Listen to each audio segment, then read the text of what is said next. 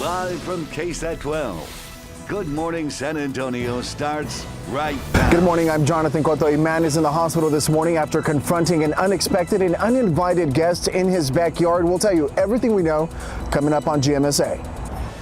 And more than 70 years in business, a lifetime of memories. The owners of a local popular restaurant, what they have to say about the future of their business after a massive fire destroyed a San Antonio legend. And taking a live look out there, a little cooler this morning than what we saw in the last couple of days. 45 degrees to start your weekend. So what does the rest of the day look like? We're going to check in with Sarah Spivey in just a few moments. Until then, good morning. It is 6 o'clock this Saturday, March 19th. Thank you so much for starting your morning, starting your weekend with us. And Sarah, I got to tell you, we have just seen picture perfect weather. Whoever's been on spring break this last week, I know, chef's kiss for those people on spring break. But, you know, Max, something to keep in mind is that today is going to be one of those days where dressing in layers is a must, especially if you have early morning plans, because it's cold out there right now. But the afternoon, the afternoon is going to be wonderful. We're going to be looking at temperatures well into the 70s, so it's going to be nice and comfortable. You'll shrug that jacket off in the afternoon, but it is chilly right now outside. Winds are generally calm. That is a change from the last few days, and it's 44 degrees at the airport. Elsewhere, we're seeing temperatures in the low 40s in New Braunfels, 42, clear skies out in New Braunfels and Seguin, a few high-thin cirrus clouds, 41, chilly in Seguin and chilly in Pleasanton, too, in the low 40s. It's even colder up in the hill country, and I'll show you the metro view of those temperatures coming up in just a bit. But here's what you need to know for your weekend right now. Again, cold outside right now, but a warm afternoon, 78 degrees. We're going to have another chilly morning tomorrow morning on your Sunday, and those winds that have been gusting in the last half of the week here, they're going to be back on Sunday. Once again, a warm afternoon on Sunday, but those winds will cause a bit of a fire danger, especially out to the west. So coming up in the forecast, we're going to talk about the fire danger tomorrow. We're also going to talk about something else that could be in the air this weekend, interrupting an otherwise beautiful weekend weather forecast. That information coming up in just a bit. Max. Thank you, Sarah. New this morning, San Antonio police investigating, trying to figure out what exactly led to a shooting at a home on the city's southeast side. We now know one person shot, rushed to the hospital. Jonathan Cotto joining us live with more. Jonathan, what have you been able to learn about this situation so far? Good morning, Max. Well, information is still limited, but we do know the person involved in this shooting was taken to BAMC, and we're told he's in critical condition. But let's take a look at what that scene looked like earlier this morning. We're told San Antonio police were called out to this home on McKinley Avenue. This is on the city's southeast side near New Braunfels Avenue, shortly after midnight. They tell us the homeowner, a 37-year-old man, was inside his home when he heard some noise outside, and they say as he opened his door, he saw a man standing in his backyard and confronted him. And as he confronted him, that man shot him in the chest, the homeowner in the chest. Now, the man involved in the shooting did manage to take off. Right now, we're told police are trying to question the victim at the hospital to get a full description. But of course, this case remains under investigation. We'll update you as more information is made available. Reporting live, Jonathan Cotto, KSAT 12 News. Also in your top stories this morning, the legacy of the Jacala Mexican restaurant. It was enough for the members of the demolition crews to take a moment, pause, in order to see what they could find, see what could be salvaged from inside the building. So most of what was left behind after that devastating fire we told you about earlier this week, well, most of it was put waterlogged and covered in soot and mud. However, what crews found were considered treasures, mementos of good times. And one of the most cherished items was a menu with a photo of the founders who started this restaurant back in 1949. I didn't realize until yesterday how iconic this restaurant was. And I think they would be so proud. We continued it for almost 75 years. Fire is still under investigation. The restaurant was insured, but the owners say it is still too soon whether or not they'll reopen. They say they are grateful that many other restaurants have stepped up, helped out, even offering their employees jobs. Well, USAA being slapped with a $140 million fine for failing to report thousands of suspicious transactions. The Bank Secrecy Act requires banks to implement and maintain an anti-money laundering program. USAA did not meet the requirements from at least January 2016 to April 2021. USAA did issue the following statement to KSAT saying, in part, quote, while the issues identified in these orders did not result in any individual member harm, we understand the importance of these requirements, end quote. We have the full statement, more details on this law and how it impacts banks and businesses. Just head to KSAT.com. All right, we're going to get to the news in Ukraine in just a bit, but first, news you need to know when it comes to getting vaccinated. The Alamodome mass vaccination site, it is closing next week. Now, anyone needing a COVID vaccine, you still have 1 week to stop by and get your shot. The location has been operating as a vaccination site for the last 15 months. More than 226,000 vaccines have been administered. And according to Metro Health, the closure is due to a low number of people still coming to the site. The last day for the Alamodome vaccination site is set for next Friday. All right, time now, just about 6:06, 45 degrees out. We got a lot to come here on GMSA Texas Eats, giving it an inside look at one of your favorite Shiner beers, the official beer of Texas Eats, where you can get your Texas Eats Fiesta medal as well. And go Spurs, go. Oh, it was a rough night, I'm not gonna lie. Coach Pop was ejected. Wasn't the finish that we all wanted, but we did have highlights. Devin Vassell, one of them, one of the young guns who has been stepping up and showing out. We're going to have full highlights, and we're going to talk about the playoffs. Yes, playoffs, just a bit. But first, taking a live look out at the Alamo City. Like Sarah said, a cold start. It's going to be a day with a lot of layers. We're going to explain what that means and your full forecast in just a bit.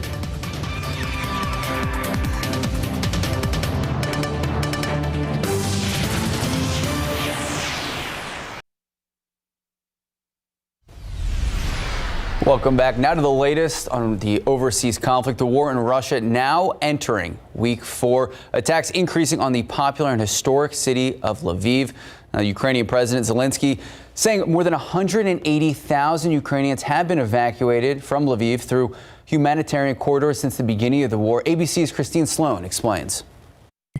As Russia's war on Ukraine enters its 4th week, the Russians firing missiles at Lviv from the Black Sea, hundreds of miles away. ABC's Martha Raditz is there. With today's missile strike just there beyond the airport, the Russians are sending a powerful message. Lviv has been a critical place for refugees trying to get out of Ukraine and a critical pipeline for humanitarian aid and supply. Those strikes just as President Biden met virtually with Chinese President Xi Jinping for almost 2 hours. Russia has reportedly asked China for military or economic help, and the U.S. says China will pay if they assist Russia in any way. China has to make a decision for themselves about where they want to stand and how they want the history books to look at them and view their actions. The U.S. and NATO are increasingly worried Russian President Vladimir Putin may turn to even deadlier attacks, including chemical, biological, or even small-yield nuclear weapons to gain the advantage. These are smaller yield, smaller weapons, but they still carry lots of radioactivity, and there's still a big step along the scale of escalation to strategic nuclear war. But Ukrainian President Volodymyr Zelensky remains defiant, telling the Russian government that it's time to talk. Otherwise, Russia will suffer huge losses that, quote, several generations will not be enough to rebound. And in Lviv, 109 empty baby strollers were lined up in a city square, symbolizing 109 Ukrainian children killed in the war. Christine Sloan, ABC News, New York. And back here at home, it really is so inspiring to see so many people in and around our community step up and help out people overseas. And people here at home starting at 44 degrees, Sarah. Yeah, Max, you know, it is cold out there this morning. You definitely want the jacket, the sweater, especially the further north you live. If you live up in Bernie, temperatures there are chilly. Take a look at temperatures around the KSAT 12 viewing area. It's 35 in Kerrville, 48 in Uvalde, 42 in New Braunfels, 43 in Gonzales, 44 in San Antonio. And you really see the temperature spread when you zoom in and look at the metro area. It's 33 in Comfort, almost freezing in Comfort. And in fact, I wouldn't doubt if in Comfort here in the next hour or so we see a brief dip into the freezing 32 degrees up there in Comfort. But again, no freeze expected in San Antonio this morning. 44 at the airport, 40 at Port SA, 42 in Converse, 39 in Rio Medina, 41 in Hondo, 42 in New Braunfels, and 40 in Seguin. But we're going to have total sunshine today, and that means really comfortable temperatures this afternoon. Take a look at highs this afternoon. So again, you'll need the jacket this morning, but this afternoon, I don't know about you, but I don't need a jacket when it's 77 outside. And right in the upper 70s is a good bet for high temperatures. 78 in New Braunfels, 75 in Bernie, 75 in Bulverde, 79 in Petite, out to the west, 80 in Uvalde, near 80 in Hondo, 80 in Nixon, and 77 in Gonzales. For your 12-hour forecast today, again, chilly this morning. Temperatures will get above 50 degrees, though, as early as 9 o'clock this morning. So a quick warm-up as soon as we see that sunrise. Notice, too, that winds are going to be calmer than they have been over the last few days. From the northeast or from the east at about 5 to 10 miles per hour. We'll already be in the 60s by 10 o'clock. And then around lunch or brunch, if you're doing a Saturday brunch, things are going to look really nice, around 70 around lunchtime. And then into the afternoon, that's when temperatures will start to get into the mid to upper 70s by the afternoon. 78 for the high temperature in San Antonio today. A gorgeous day with winds not as gusty as they were the last few days, but that will change tomorrow. Now, even though the weather is absolutely gorgeous out there, there is something that I want us to keep in mind. This is a look at our KSAT Connect picture from viewer Yvonne. Look at those tassels, those catkins on those oak trees. Yeah, oak season, I think, is about to really blossom, and oak is one of those allergies that a lot of us are allergic to. So even though the weather is going to be beautiful out there, I would not be surprised that if you're spending some time outdoors today, you start to notice your allergies acting up. And this is about the time that we start to see oak allergy really start to peak. So that does make sense. It usually peaks in early April, end of March. So we're getting close to that time frame. So just keep that in mind. All right, on the satellite radar across the nation, we've got a big storm system across the Great Lakes, but in its wake, high pressure has settled over Texas. And that's why today we have totally sunny skies and generally calm wind conditions, at least calmer than the last few days, is because of this high. But as this high moves on off to the east tomorrow, it's going to create a bit of a pressure gradient from an approaching storm system off to our west. And so that's why tomorrow it's going to be very, very windy. We'll be looking at wind gusts of up to 25 to 35 miles per hour, especially during the second part of your Sunday. So even though, again, the weather's going to be nice tomorrow, it is going to be quite a bit more breezy than today. That does introduce fire weather danger. So grass fires would spread really rapidly. Keep that in mind if you have any plans to grill tomorrow for your Sunday. But otherwise, the weather tomorrow is going to be really nice. Then Monday, we are going to have a chance for some storms. Some of those storms could be on the strong or severe side. And coming up in the next half hour, I'm going to detail which areas have the better chance for storms on Monday. Otherwise, though, it's going to be dry after that one chance for storms in the week ahead. So let's hope we can get some rain in those rain gauges. Max, again, I'll talk more about that storm chance coming up. All right, Sarah Spivey, thank you so much. Time now, 6:16, 44 degrees out. All right, Texas Eats giving you a double preview today on what's good to eat and how to get some awesome Fiesta hardware before the rest of the crowd. We're going to explain in just a bit. Sarah Spivey, you did the medal giveaway last night. It was great. Yeah, a lot of people? Yeah, quite a few. Let's go. All right, taking a look at those lotto numbers. Pick 3, 4, 2, 2, Fireball 7, Daily 4, 9, 0, 5, 5, Fireball 1, Cash 5, 6, 10, 18, 30, 35. And here we go, Mega Millions 2, 6, 25, 40, 45. Big number 5, Megaplier 4. Good luck. We'll be right back. Good morning, welcome back, and happy weekend. It is Saturday, so that means we have Texas Eats at 10 a.m. David Elder taking us on a historic tour of a historic brewery. That brewery also just happens to produce one of the best and brightest beers in Texas. Here's a preview.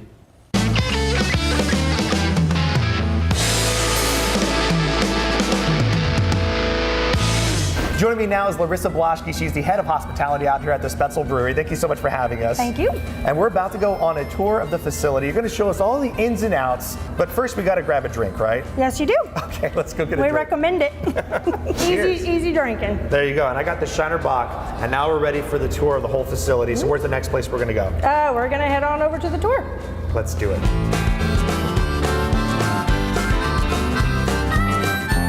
Well, folks, welcome to Spetzel Brewery, Texas's oldest independent brewery. Now, along our tour, we will get to learn something about our history, our heritage, brewing, and take a look at our state-of-the-art packaging hall.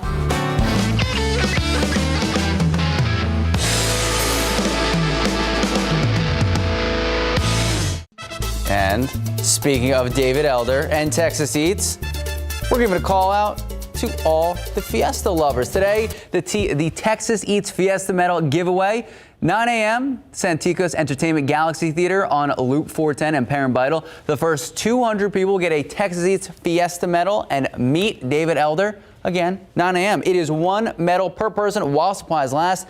With Fiesta just around the corner, today's Texas Eats Fiesta Medal giveaway is a chance for you to get your favorite 2022 Fiesta medal and start that collection. Time now, just about 6:22, 44 degrees out. Go Spurs, go. If you stayed up late watching the game and are up early with us, thank you for joining us. Also, sorry about what happened. Pelicans, Spurs here at home. One of the last games of a homestand. We're going to give you the highlights in just a bit.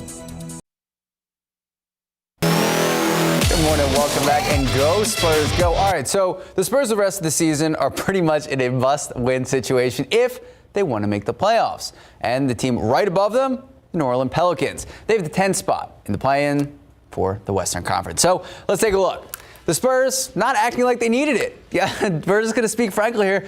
They got off to a pretty terrible start. They were down 7 when Keldon Johnson, he started warming up, working it down low, and then Devin Vassell, wait for it, catch and shoot.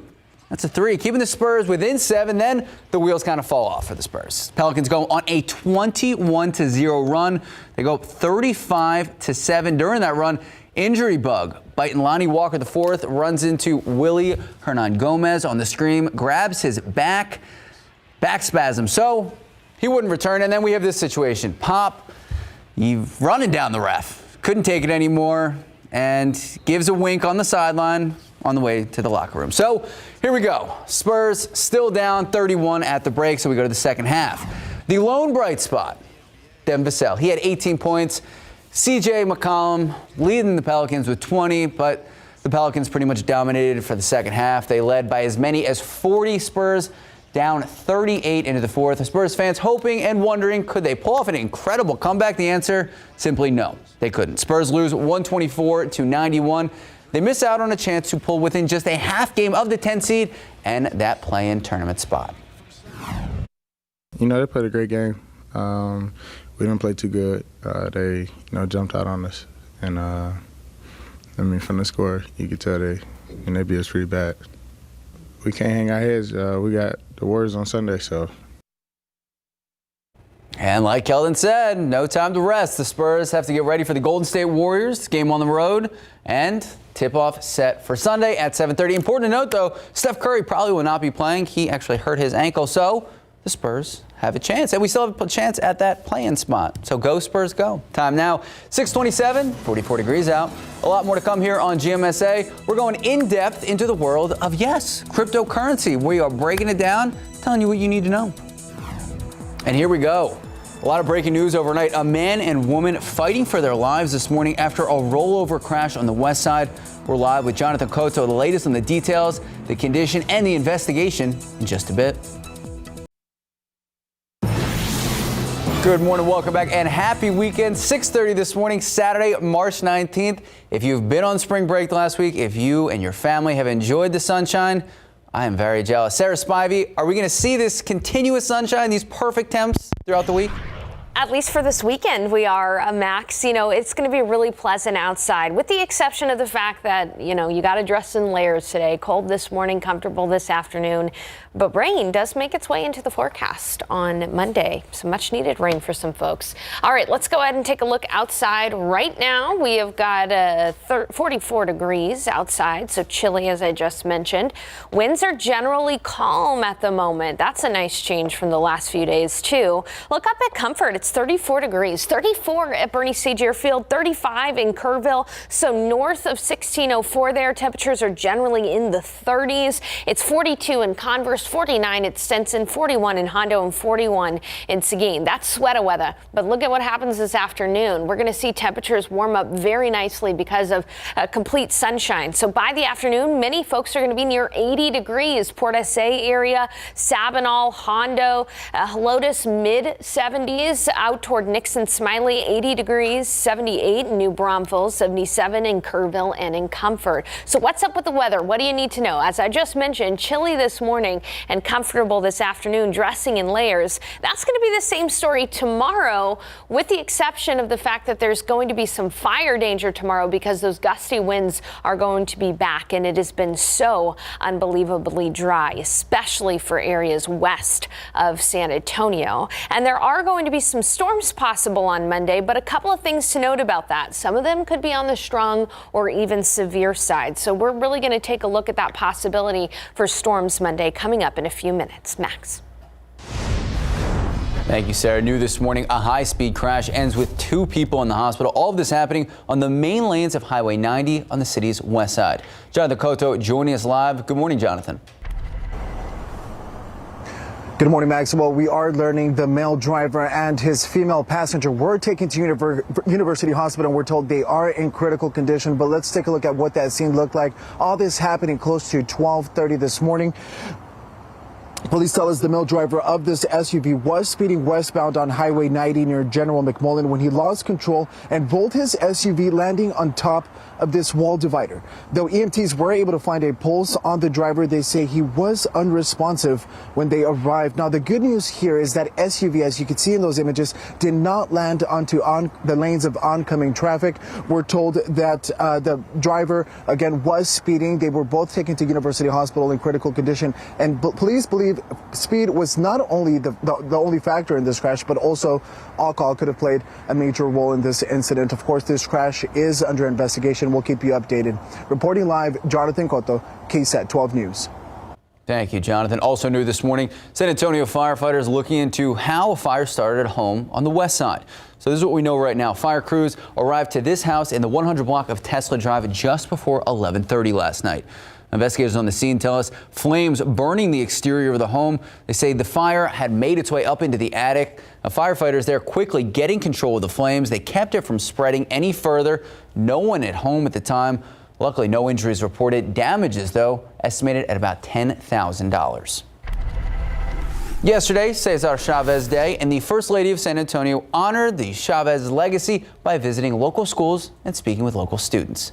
Erica Proper Nuremberg visited J.T. Brackenridge Elementary and Barclay Ruiz Elementary. She talked about her experience growing up as a migrant farm worker in the United States. She also told students about Cesar Chavez's impact on Mexican Americans.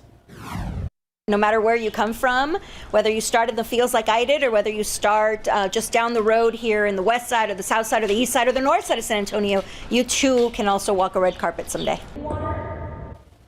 Mrs. Nuremberg will also be the Grand Marshal at this year's Cesar Chavez March for Justice. That is set for next Friday, March 25th. All right, there is a dire need across the country and here locally to have people trained to respond in case of emergencies, especially when it is a life or death situation. Somerset ISD helping to build our area's future first responders. Patty Santos shows us how they are training and providing a dual purpose in a South Bexar County community. We started off by learning CPR, and then we moved on to skills, patient assessments. Somerset High School senior Alicia Rojo is one of 15 students in the district's newest EMT program. Already, Rojo and her peers are getting the confidence to think beyond this class. I want to be in physical therapy, but this is like a stepping stone to the medical field. Jamie Hernandez, an EMT for 21 years, is so excited to spark a love for the field for future generations. They would be able to work on an ambulance. They would be able to work in an emergency room, in a clinic. They would be able to get into other fields such like law enforcement, military, fire department. Once they pass the national EMT exam, the high school graduates can earn $14 to $16 an hour or up to $32,000 a year. Gives them a good foundation of learning the things that they're going to need as they go into adulthood, and they're able to graduate and get a job that they can work and go to school at the same time. Hernandez says it's a big opportunity for students in rural areas.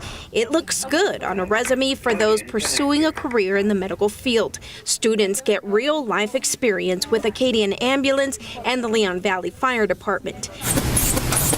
Word about the new program has spread. 21 people are signed up for next year. The most fun thing that we've done in the program has been working on the skills here in class with our friends and everything. Patty Santos, KSAT 12 News.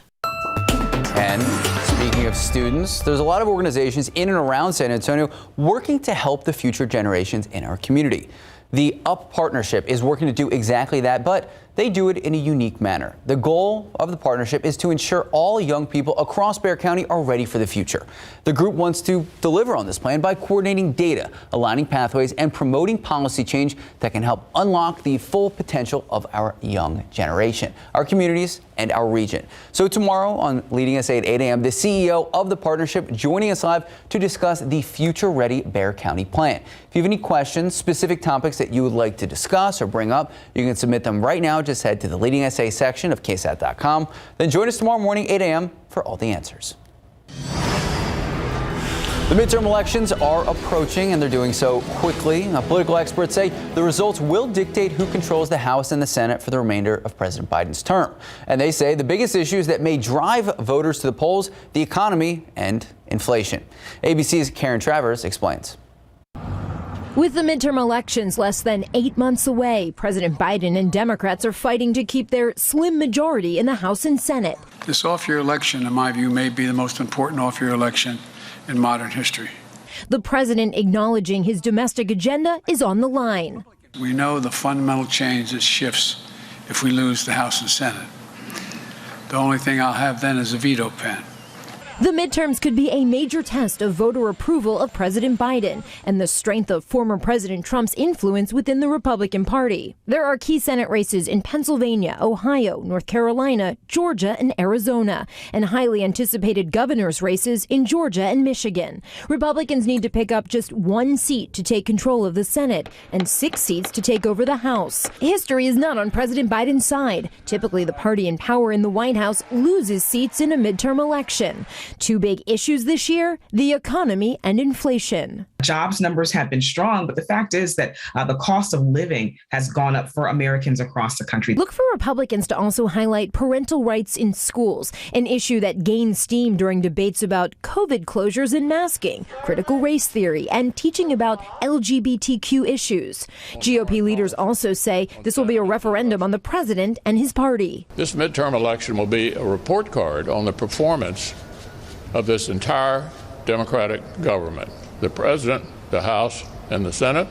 But Democrats say they'll run on that record, pointing to the COVID relief plan and the bipartisan infrastructure law and how they help communities and families.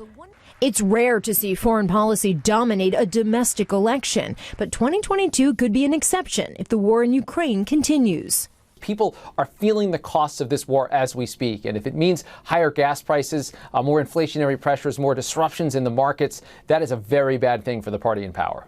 Karen Travers, ABC News, Washington. All right, take a look at this. 3 Russian cosmonauts arrived at the International Space Station, and get this, they were wearing yellow and blue. Now that matches the Ukrainian flag. The men were the first new arrivals on the space station since the start of the Russian war in Ukraine last month. A video of one of the cosmonauts taken as the capsule was preparing to dock with the space station, showing him wearing the blue and yellow flight suit. Now, it was unclear if the yellow uniforms they changed into were intended to send any type of message. Time now, 6:41, 44 degrees out. Understanding cryptocurrency. Yes, it's complicated and you've probably seen it all over social media, on the TV. The basics are on today's KSAT Explains. And still to come, one Canadian city dumping its snow in a huge depot to get it out of the way and out of sight. But how long will it take to melt? We're going to explain in just a bit. But first, no snow here at home. It is 44 degrees out. We're going to explain what the rest of the weekend looks like in just a bit. Good morning and welcome back. There are so many amazing reasons why we should be happy we live in Texas. We're going to tell you about another one. Take a look at your screen. Wait for it. There we go. Snow depots in Canada are packed. Some officials say the snow they've collected won't even melt until the late summer. So this is the Canadian city of Winnipeg in Manitoba. They got a lot of snow this year, even by Canadian standards. They got almost double their normal amount. So plow crews removed nearly 56.5 million cubic feet of snow this winter, and a large majority ended up at one of four massive snow depot sites like this one. The depots are where the city dumps the snow it plows off the roads. But there's so much in those piles that officials think it won't melt until August. So Sarah Spivey. It's like a giant Yeti cooler. It just keeps things cold. Yeah, no, we are going to be chilly this morning. No snow though. No, absolutely no snow. Good. But we'll be warm this afternoon, Max. So the way I've been describing it, dress in layers today. That's a good bet. Outside right now, chilly, 44 degrees, calm wind conditions, dry out there too. Dew points in the 30s. That's chapstick weather. You need some chapstick today with those dew points low. It's 34 in Comfort, 36 in Kerrville, 36 in Boerne, 38 in Rio Medina, 42 in Converse, 41 in Seguin, 41 in Hondo, 42 in Devine, 43 in Castroville, 49 in Los Maples, and as I just mentioned, 44 at the San Antonio International Airport. Today, we're going to quickly warm up. Here's your KSAT 12-hour forecast. We'll be looking at temperatures in the 40s until 9, and then we'll get into the 50s. Look at that quick warm up by nearly 20 degrees from 8 a.m. to 10 a.m. 10 will be in the 60s.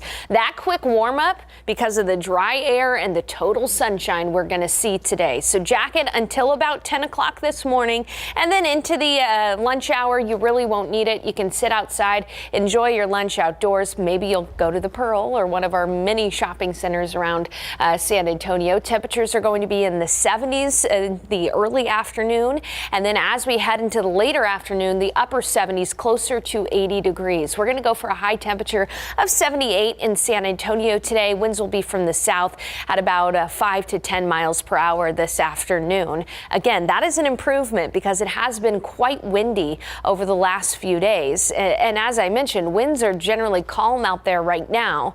But just as the winds calm, we're going to see them pick back up again tomorrow. Take a look at tomorrow's future wind gusts for your Sunday. Winds will be gusting in the afternoon by 20 to 30 miles per hour, and in the later afternoon and early evening, 30 to 35 miles per hour. Tomorrow's weather, as far as temperatures go, going to be pretty much the same as today, starting off chilly, ending up comfortable. The one big difference is going to be the potential wind gusts of 30 to 35 miles per hour. So because of that, there is grass fire danger, especially tomorrow in our forecast. But again, temperatures are going to be pretty much the same. So another beautiful day with that possibility, though, for grass fire. So think about that if you have any Sunday grilling plans, or try to avoid outdoor burning if you can on Sunday. Starting off chilly, ending up comfortable in the afternoon tomorrow too. So another layer day. And then we're going to turn our attention to Monday. Monday, an approaching system is going to be bringing us a chance for scattered showers and storms. First in the morning, this is the pre-dawn hours of Monday. You can see as we zoom in here that there will be some passing showers, maybe even some rumbles of thunder early on Monday morning. Think about the morning commute on Monday. There will be damp spots Monday during the morning commute, so give yourself a little bit of extra time on Monday. And then we'll see a break from the rain during the midday hours, but by the afternoon, a few thunderstorms are likely to develop, especially along and east of 281. And some of these storms could be on the strong or severe side, but really the main area of concentration for severe weather will be across parts of central and eastern Texas. But that's our one chance for rain this week and over the next 7 to 10 days. Again, the big chance for severe weather on Monday is going to be across areas like Waco, Huntsville, up toward Tyler and the Dallas-Fort Worth Metroplex. That's where scattered to numerous severe storms are likely, with all kinds of severe weather, hail, wind gusts, and even some tornadoes as well. And then notice that we're on the fringe of that. A few isolated storms, severe storms, are going to be possible for Guadalupe County and parts of Gonzales County, but we're going to have to watch this very carefully because that's not all that far away from the San Antonio metro area. So we're going to keep a close eye on Monday's risk for severe weather. As far as rainfall goes, the most amount of rain, maybe up to an inch of rain east of 281. And unfortunately, for those suffering the most from drought out to the west, that's where the least amount of rain is possible on Monday. And again, after that shot at rain on Monday, it's going to be dry for the remainder of the week. So not an ideal situation, but we'll continue to keep you updated on air, online, and on the KSAT Weather Authority app. Hey, I'll have another look at what you can expect for the weekend coming up in just a bit. All right, Sarah Spivey, thank you so much. 6:50, 44 degrees out. All right, cryptocurrency, you've probably heard about it. Maybe you have some, Ethereum, Bitcoin, even Shiba Coin. A large majority of people have only heard, they haven't partaken. So we're going to explain what exactly it means, how you can use it, and how you get buying power from it. We're going to explain in just a bit. But first, take a live look out at the roadways, 44 degrees. A lot of people out there so far this morning. If you are out and about, make sure to be safe. Drive smart. We'll be right back. Good morning and welcome back. In the latest edition of KSAT Explains, cryptocurrency. What is it and why is it viable? The team diving deeper into the subject and gives you a detailed breakdown of this new digital frontier. Cryptocurrency. One word, so many questions. I need to make sure the money I'm using is the best one I can be using for the time. Bitcoin is a shot or a crack, if you will, at this opportunity of making a money for the internet. The concept of a digital currency itself can be hard to grasp. When you try to find out more information, you're hit with a list of terms that need defining. The miners, the aggregate miners in the Bitcoin system. So blockchain. On the blockchain. The technology really is the blockchain, non-fungible. But the NFT part comes in when you put it in the blockchain. If your head is now spinning, you're not alone. But despite the confusion, cryptocurrency is becoming more popular. In this episode, we're explaining cryptocurrency, how it works, what gives it value, is it secure, and what you need to know before getting into crypto. Fascinating stuff. Great job by the KSAT Explains team. Time now, 6:55, 44 degrees out. We'll be right back. Good morning, I'm Jonathan Cotto. San Antonio police investigating a shooting taking place at a home on the city's southeast side. We know right now one person has been taken to the hospital. San Antonio police were called out to this home on McKinley Avenue. That's on the city's southeast side near New Braunfels Avenue shortly after midnight. They tell us the homeowner, a 37-year-old man, was inside his home when he heard some noise outside and say as he opened his door, he saw a man standing in his backyard and confronted him. While he confronted him, the man is shooting the homeowner in the chest. The man involved in this shooting did manage to take off. Police are telling us they are hoping to question the victim at the hospital and get a full description of that person. Reporting Jonathan Cotto, KSAT 12 News. If you want to get a car wash this weekend, the weather looks good. You really shouldn't have any issues with rain today or tomorrow, but on Monday, there is a chance for storms. So keep that in mind if you plan on getting the car washed this weekend. It's chilly out there right now. It's 36 in Boerne, 36 in Bulverde, 44 in San Antonio, 41 in Seguin, 43 in Castroville, 38 in Rio Medina, and 37 in Kerrville. But it's going to warm up nicely today, near 80 degrees for many locations, upper 70s around San Antonio, 77 at the airport this afternoon, 75 in Helotes, 79 Port SA on the west side, 77 in Kerrville, and 77 in Canyon Lake. Again, Good chance for storms on Monday. We'll be monitoring for the possibility for strong or severe storms, especially east of 281.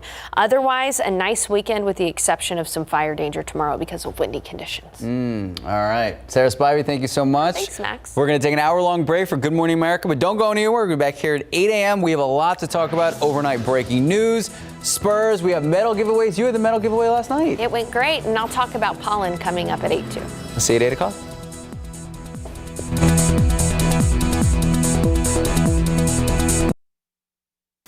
Live from KSAT 12, Good Morning San Antonio starts right now. 2 people seriously hurt in the aftermath of a rollover crash on Highway 90, what we're now learning from police.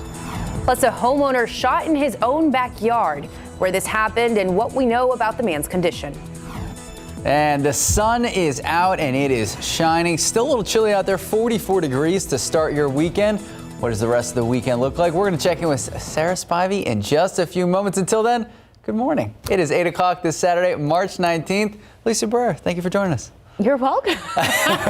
Good morning. It's always a pleasure filling in for Sarah Acosta. Oh, yeah. So we've had beautiful sun. We've had perfect weather out there. What have you been doing?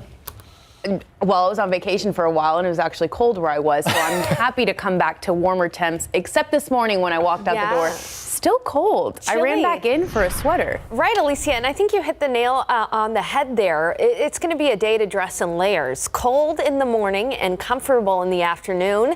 The sun is out and we are going to have a very beautiful Saturday. Again, though, you will want to dress in layers. 45 degrees outside, winds from the northwest, about 5 miles per hour. And taking a look elsewhere, we've got 47 at Stinson, 46 at Kelly Field. In Converse, temperatures are in the 40s as well. And again, total sunshine out there right now. New Braunfels, 41 degrees, 40 in Seguin, and in Pleasanton, it's 41 as well. So a chilly start to the day. You need that jacket out there. But this afternoon, it's going to be warm. 78 degrees for the high temperature this afternoon, so you won't need those jackets this afternoon. We'll start again tomorrow with a chilly morning and a comfortable afternoon in the 70s, but one big thing changes tomorrow, and that's the winds. Winds are really going to pick up. So coming up here, we're going to talk about the potential fire danger for your Sunday. And also, speaking of fire danger, just want to give you an update on the Eastland Complex fire to the east of Abilene. Only 15% contained, and as you can see, heavy smoke plume for areas all the way through Houston and down to the coast. So if you're planning on going to Corpus Christi or the coast this afternoon or this weekend, just know that there will be a haze on the horizon. Even if you go up toward Austin along 35, a bit of a haze as well. But around San Antonio, we're not seeing any of that smoke in the air. However, there is something else in the air that may make your time outdoors a little bit less pleasant. Otherwise, the weather's going to be nice. We'll talk about pollen coming up here in just a bit. Thank you, Sarah. And new this morning, a homeowner shot in the chest after confronting an intruder in his own backyard. This happened around midnight in a neighborhood southeast of the downtown area near South New Braunfels Avenue and Steves Avenue. Police say the man heard something from his backyard, and when he went to check it out, he saw a man there. That suspect then fired his weapon. After the shooting, the suspect ran off. The homeowner was taken to BAMC in critical condition. Police are hoping to speak with him and get more information about that suspect. Well, police now believe speed and possibly alcohol played major factors in a rollover crash on Highway 90 overnight. So take a look. This all happened just before 12:30 this morning near General McMullen. Officers on the scene telling us a man driving westbound on 90 lost control of his SUV, rolled the vehicle, causing it to land on top of the wall divider. That driver was unresponsive, but first responders able to find a pulse. He was then taken to the hospital at last check in critical condition, and the woman with him in the vehicle also in the hospital. Top stories this morning. The mass vaccination site at the Alamodome will be closing this week, and that's due to the low number of people using the drive-through clinic. The location has been open for the past 15 months, and more than 226,000 vaccines have been administered.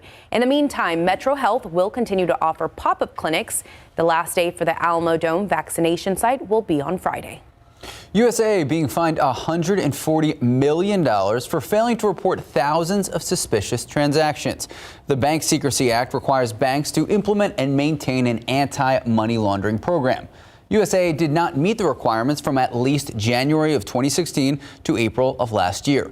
USAA did issue the following statement to KSAT, in part saying, quote, while the issues identified in these orders did not result in any individual member harm, we understand the importance of these requirements, end quote. To read the full statement and hear more details about the fine, just head to ksat.com. In other news, firefighters are hoping to make progress against a massive complex of wildfires in central Texas. The fires have killed one person and burned at least 50 homes. Governor Greg Abbott has issued a disaster declaration for 11 counties affected by these wildfires. This is out in Eastland, about 120 miles west of Dallas.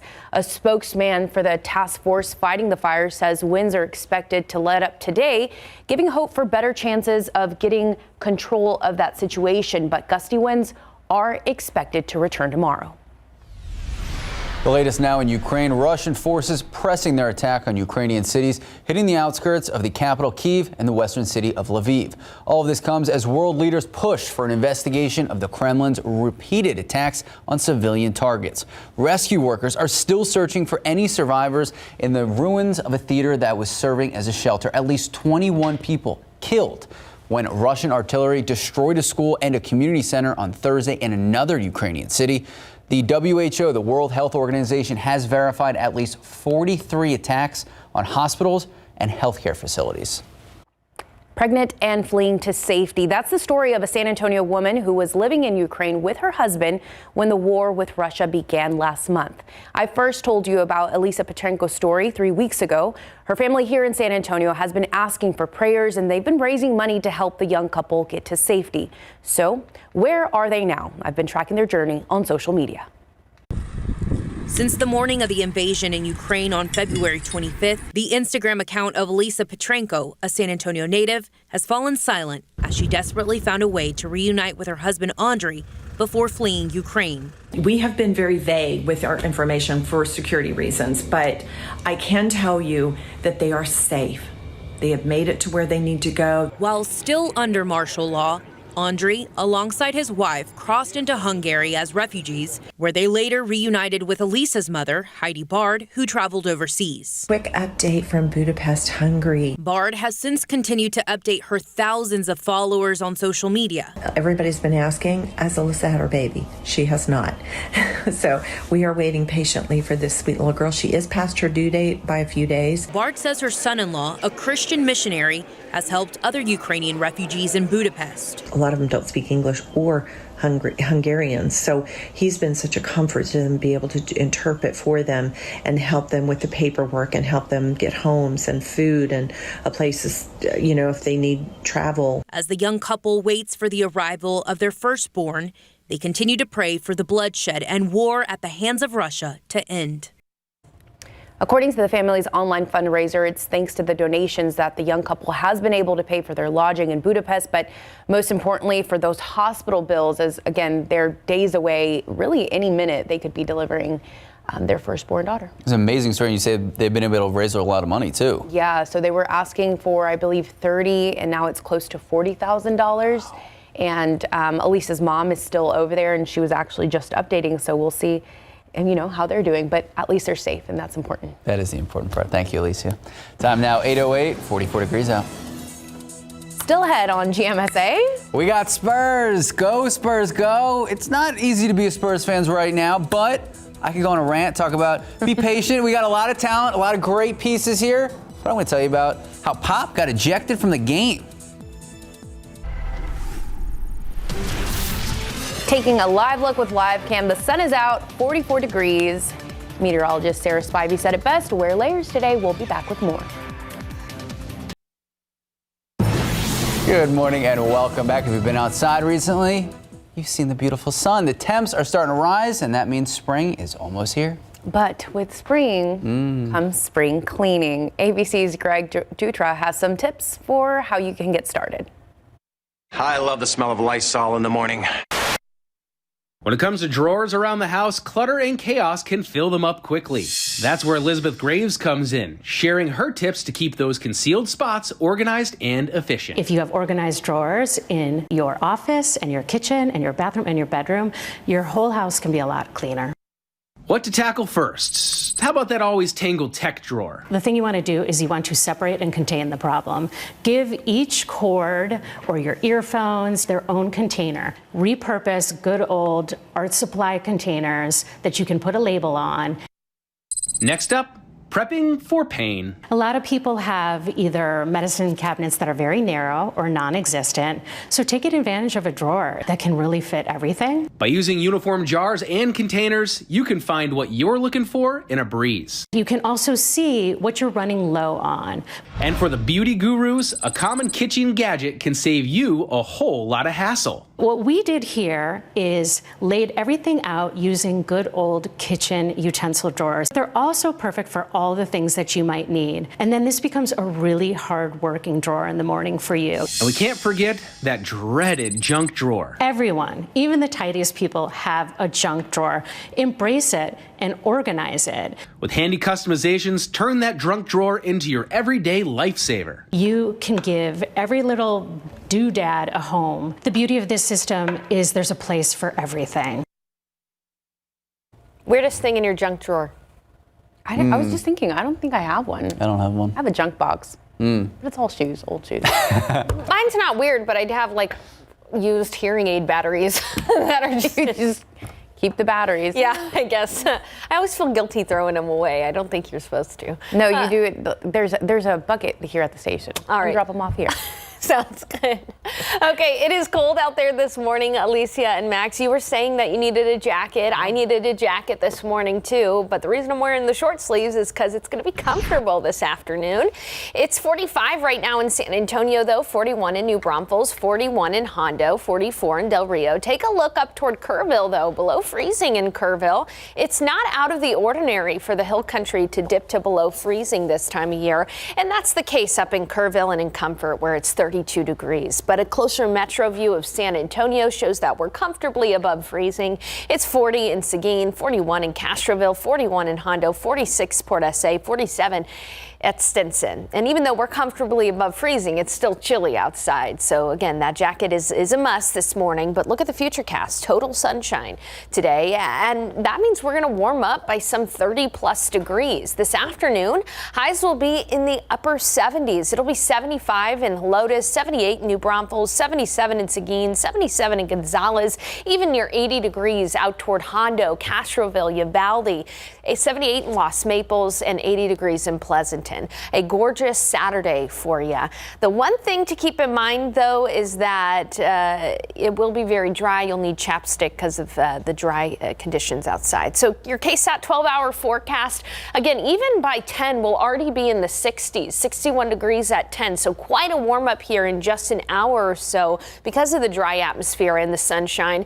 And by noon, we'll be already in the 70s. So quite a warm up during the first part of the day, and into the afternoon, we're going to sit comfortably in the mid to upper 70s. Winds not going to be as gusty as they have been the last few days. Winds will be from the south-southeast at about 5 to 10 miles per hour. We're going to call for a high temperature of 78 degrees in San Antonio. And even this evening, it'll be cool, but it won't necessarily be chilly. After 8 p.m., our temperatures will dip down into the 50s. And again, not as windy as yesterday. The only thing that could cause a hiccup in the weather today is the potential that oak pollen is rising. This is a picture from our KSAT Connect feature on our weather app sent in by Yvonne. Thank you, Yvonne. And as you can see, these tassels, these catkins of pollen are going to be dropping here soon, and you may have even seen a yellow sheen on your vehicle from some oak pollen out there. So this could be the only hiccup in the forecast today for us, other than the fact that you're going to have to dress in layers. And as you can see, oak pollen about to start to peak in the peak season here, which is toward the beginning of April.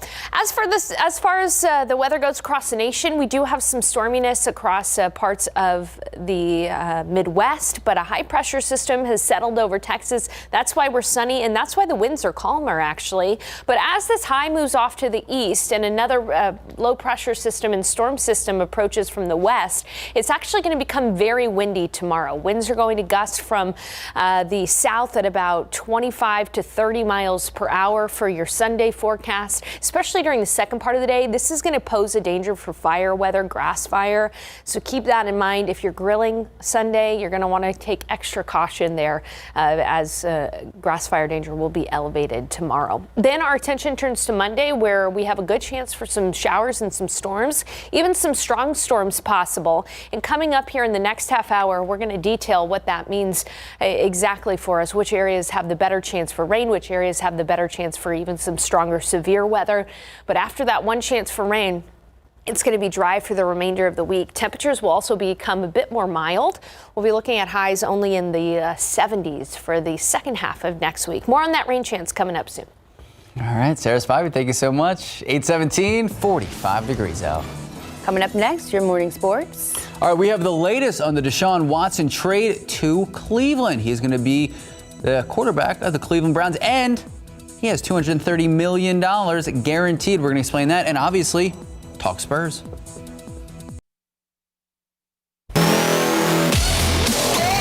Good morning, welcome back, and go Spurs go. All right, there was a lot to digest from last night's game, so we're going to start off with that. Josh Primo, he got the start last night for the injured Josh Richardson, taking on the New Orleans Pelicans. And the Pelicans, they own the 10th place in the Western Conference, so that is the play-in spot. We're trying to close the gap. We're still trying to make the playoffs. But instead, the Spurs got off to a terrible start. Let's see. And this didn't make matters any better. Remember, just a few nights ago, Lonnie Walker IV hit that amazing game winner against the Thunder. He went down, back spasms, and then we had this situation. Pop getting ejected, and then look at that. Come on, it's what you want. You got the wink from Pop. So we got Becky sideline. And honestly, at the time that Pop got ejected, it was already a brutal situation, down about 30 points. Spurs did what they can, but at the end, they would fall 124-91. They missed out on a chance to pull within a half game of the 10th seed and that play-in tournament. But Josh Primo, he did play 33 minutes, 9 points. DeJounte, the man right there, 17 points, 9 boards, 5 assists. And Devin Vassell, a couple beautiful catch-and-shoot threes and an efficient 18 points. We are far from done for the season, though. Let's go to the next game. We are headed to California. We're taking on the Golden State Warriors tomorrow night. No rest. Tip-off set for 7:30, and Steph Curry might not play, so our chances got better to win. Pro football coverage, powered by Davis Law Firm. And big news in the NFL. Texans quarterback, or former Texans quarterback, Deshaun Watson, now headed to Cleveland. That is after the Browns were declared out of the running for Deshaun Watson earlier this week. But after meeting with Deshaun, the Browns decided to up the ante after their quarterback, Baker Mayfield, who some people are now feeling sorry for. Baker asked for a trade after hearing about Watson's visit with the Browns front office. Now, let's break down the trade. So the Texans will get 3 first-round picks for Watson, 1 for this year, next year, and 2024. They will also get a 3rd-round pick in 2023 and a 4th-round pick in 2024. In exchange, the Browns do get Deshaun Watson. And Deshaun Watson, we got to mention, received a 5-year, $230 million contract, all guaranteed. That's right, every single penny is guaranteed, the highest guarantee ever given to a player in the NFL. Now, the Browns will grant Baker Mayfield's request to try and get back some of those draft picks to trade him to another team. And important to mention, this all comes after the grand jury situation in Texas. There you go. All right. Time now, 8:23, 45 degrees out. We'll be back with more. Welcome back. It's 8:27 a.m. Well, if you like emojis, Apple's latest update to iOS 15.4 features 123 new options, lots to choose from. They include a melting face, which we'll be using in the summer, heart hands, and a nest with eggs. There are also a pair of gender-neutral images, like a person with crown and a pregnant man. The handshake emoji also has 25 new skin tones for users. Did we figure out what the heart hands meant?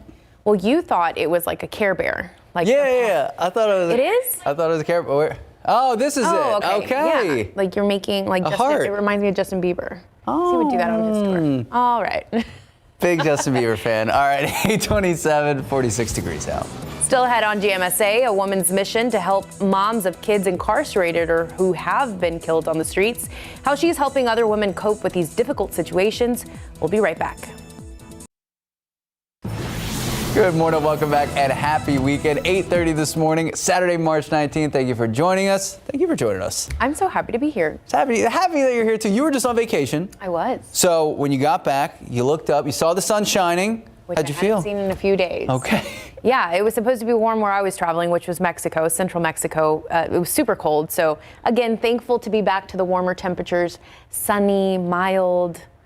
Spring. Yeah, but it was chilly this morning, wasn't it? And Yes. it's still cold out there. You're going to need a jacket if you have early morning plans this morning, but you'll shrug that coat off this afternoon because it's going to be comfortable.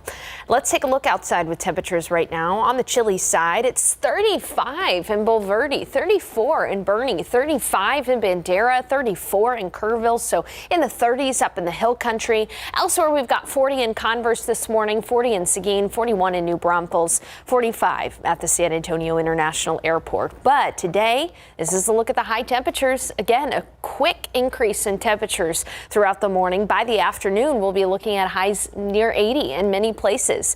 It'll be 75 in Helotes, 77 in Seguin, 78 in New Braunfels, 79 Port SA on the west side, 77 in Converse, 79 in Stinson, and close to 80 degrees out west toward Uvalde and Sabinal. So what's up with the weather? What are we going to talk about? Well, we'll talk about, again, the chilly morning this morning and the comfortable afternoon.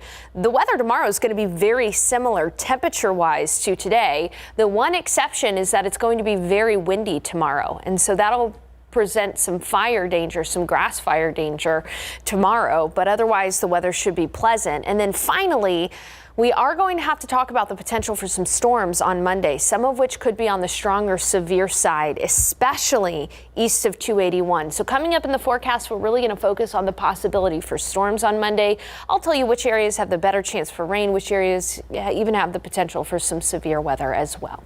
Alicia? Thank you, Sarah. New this morning, a West Side home damaged by fire last night.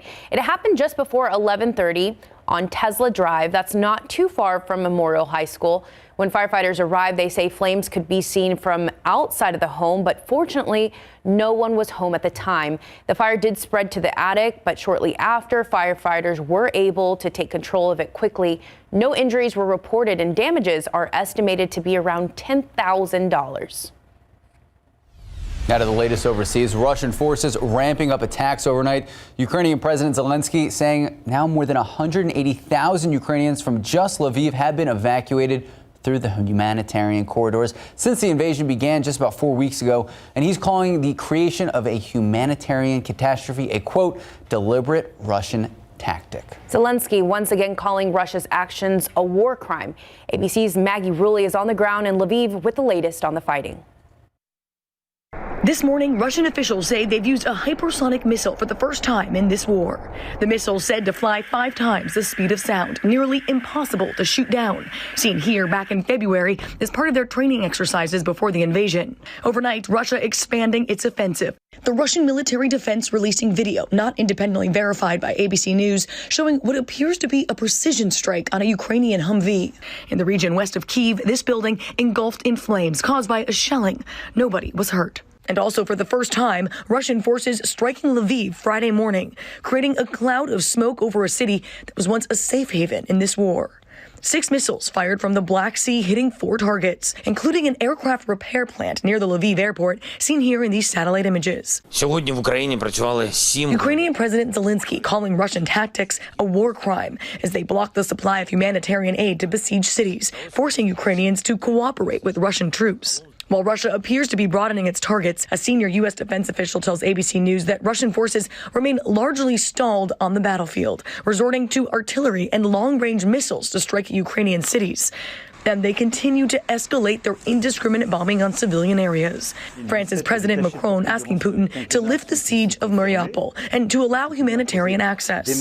Hundreds may still be trapped under the rubble after an attack on a movie theater there that was being used as a shelter. Seen here in images shared by Azov Battalion, a far-right paramilitary group now part of the Ukrainian National Guard. And concern is growing about what President Putin could do next. We continue to believe it is possible that Russia may be planning to use chemical or biological agents against the Ukrainian people. Putin speaking to thousands at a packed stadium at a pro-war rally in Moscow, repeating his false claim to the crowd that the main goal of the military special operation in Ukraine is to stop the genocide of the population of Donbass.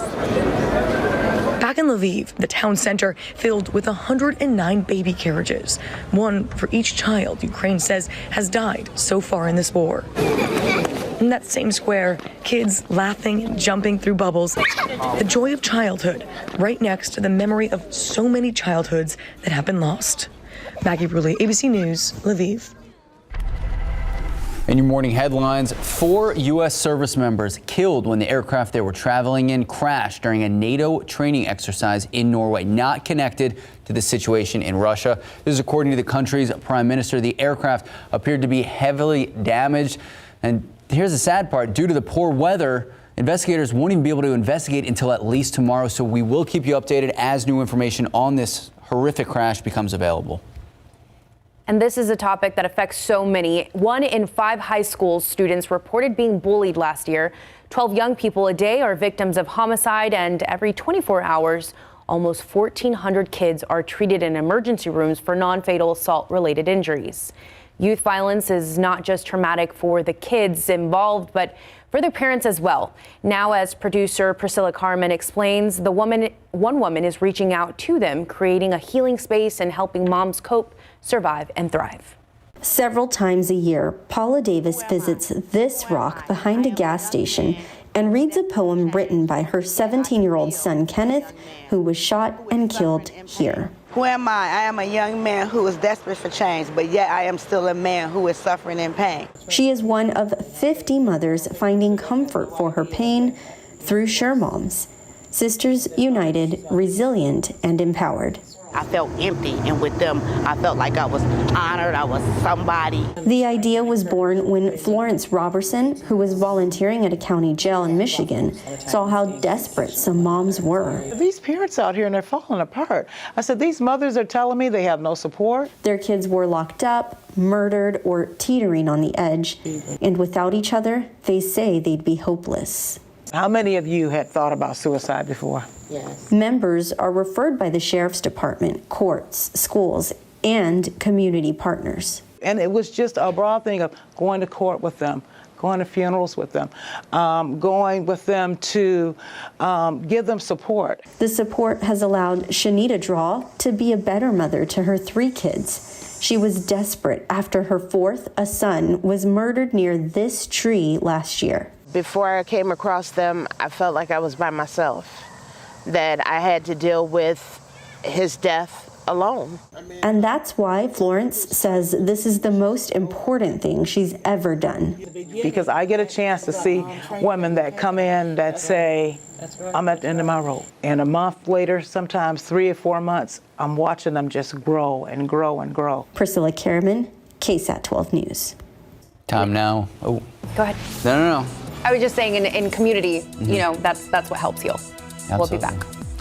Time now, 8:39, 47 degrees out. It's Saturday, and that means an episode of Texas Eats is right on after GMSA is still ahead. A look at today's episode and how you can get a Texas Eats Fiesta Medal. Plus, good morning, San Antonio. I'm Jonathan Cotto. There may not be a lot happening here right now, but in just a couple of hours, the sounds of Tejano music will be filling the air here at the historic markets, where we'll have details on what you can expect if you're coming up on GMSA. And a quick live look out there. You saw Jonathan wearing the jacket. 47 now. What does the rest of the day look like? We're going to check in with Sarah Spivey in just a bit.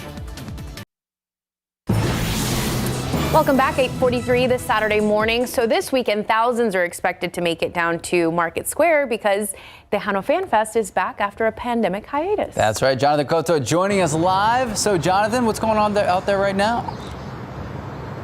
Not a whole lot, Max and Alicia, but in a couple of hours, you can expect just a number of different Tejano music artists that are going to be taken to the stage here, performing at different times. And as you can see here, starting at noon, you'll have Grupo Sin Código. And of course, Shelly Lares, folks, you know who Shelly Lares is. She's on her farewell tour. This will be one of her final concerts. You can catch her closing out the show tonight at 11:15 to midnight. So make sure you come on out here. Again, this is going to be kicking off at noon. And for the public, a reminder, this is a free event, so make sure you come on out here. And like I mentioned, just a couple of hours, folks, bring and put on your dancing shoes and get ready to move to the sounds of Tejano music here at the historic Market Square. Max, Alicia. Thank you, Jonathan. Well, it's chilly now. But it's going to warm up, right, Sarah? Hopefully by noon. Good day for dancing. Yeah, he had the jacket, and in the afternoon, we're going to be dancing, and it's going to feel great outside. Temperatures are going to be close to 80 degrees, Alicia and Max. Yes, so, yeah, but it is still chilly outside right now. Let's take a look at that sunrise out there. Beautiful sunshine. And mostly clear skies. 45 degrees, so chilly. Winds are from the northwest at about 5 miles per hour. Quite the improvement from the last few days where we've had gusty winds. Something to note, too, is that it's very dry outside. Dew points are in the 30s. That is, in my book, chapstick weather. You're going to need a little extra chapstick, a little extra hand lotion because of the dry conditions out there. It's 35 in Bandera, even colder up into Comfort where it's freezing. It's 36 in Bulverde and 37 in Bernie Stage. And those of us around San Antonio may look at that Comfort number 32 freezing and think, oh my goodness, do we still have the potential for freezes in our forecast in San Antonio? Nope, not anytime soon. We're well into the 40s. It's 46 at Port SA, 41 in Hondo, 40 in Seguin, and 41 in New Braunfels. It's 47 in Los Maples. But today, as I mentioned, quick warm up. I mean, we're in the 40s right now, but even by 10, just in the next hour or so, we're going to be able to be into the 60s. So quick warm up because of ample sunshine. Even by lunch, we'll be at 71 degrees this afternoon. Notice that winds are going to turn from the north to the southeast today at 5 to 15 miles per hour. And this afternoon is when we'll really start to be comfortable and you really won't need the jacket at all. Temperatures are going to be well into the 70s, mid to upper 70s, and we'll call for an afternoon high temperature right around 78. Even tonight, it's going to be fairly mild, not too chilly. By midnight, temperatures will fall into the 50s. So you won't really need a jacket until later in the evening if you have late night Saturday plans. As I mentioned, winds are generally calm right now. They're going to be moving to the southeast at about 5 to 10 miles per hour today, but the calm wind's going to be short-lived. Take a look at wind gusts tomorrow. Winds are going to be gusting from the southeast up to 20 to 25 miles per hour as early as lunch, and then into the afternoon, 25 to 30 mile per hour wind gusts. And it's been so dry that the gusty winds, the dry conditions, going to cause an issue for elevated fire danger tomorrow for your Sunday. So think about that if you have plans to grill on Sunday or things like that. We're going to have to be very careful about any kind of sparks or things like that because, again, gusty winds are in the forecast tomorrow for us. All in all, though, it is going to be a pleasant weekend. Warm this afternoon, as I just mentioned, near 78. We'll have another day tomorrow where you're going to want to dress in layers. Chilly in the morning. If you're planning on going to church tomorrow morning, know that it's going to be cold, but in the afternoon, really nice. Temperatures are going to be near 80 degrees again, but we have to monitor for fire danger because of those windy conditions. Then our attention turns to Monday when we have a chance for showers and storms because of this approaching system. It's going to bring a cold front and a dry line and even a warm front too. So what does that mean for us? Well, during the first part of the day, Monday morning, we are going to have an opportunity for some showers and even a few storms as well. So keep in mind this early that we're going to be planning for a damp Monday morning commute.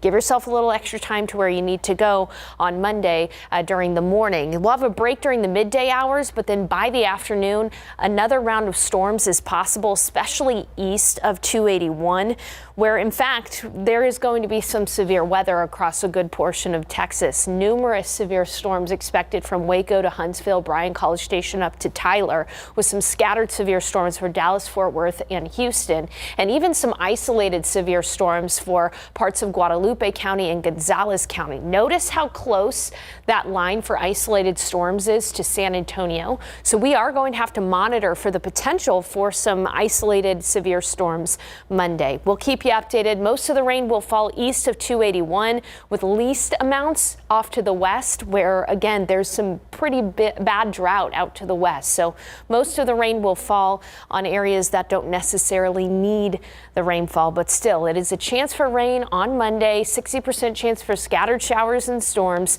And then looking at next week after that chance for rain, it's going to be pretty dry with highs in the 70s. We just got the pollen count in. I'll show that coming up in the next half hour.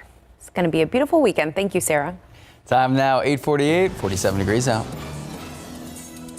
Let's see if you're lucky. Pick 3. The lotto numbers are 4, 2, 2, Fireball 7. Daily 4, 9, 0, 5, 5, Fireball 1. All right, in Cash 5, the numbers are 6, 10, 18, 30, and 35. Here we go. Mega Millions, 2, 6, 25, 40, 45. Big number 5, Megaplier 4. Good luck. We'll be right back.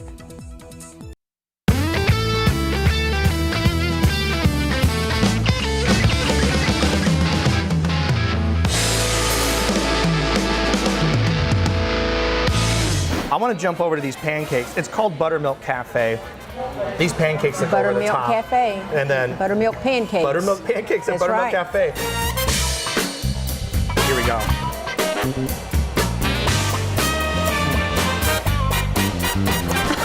Give me some love right here. There you go. You bet.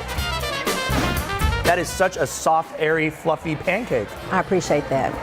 You can eat this whole stack if you're feeling crazy. We got your chicken and waffles. A lot of people like to use panko crumbs. Right. We use sourdough crumbs. That's how I roll. Look at that. Come on. Don't embarrass your mama now. I did that years ago. Don't worry about that. Here we go.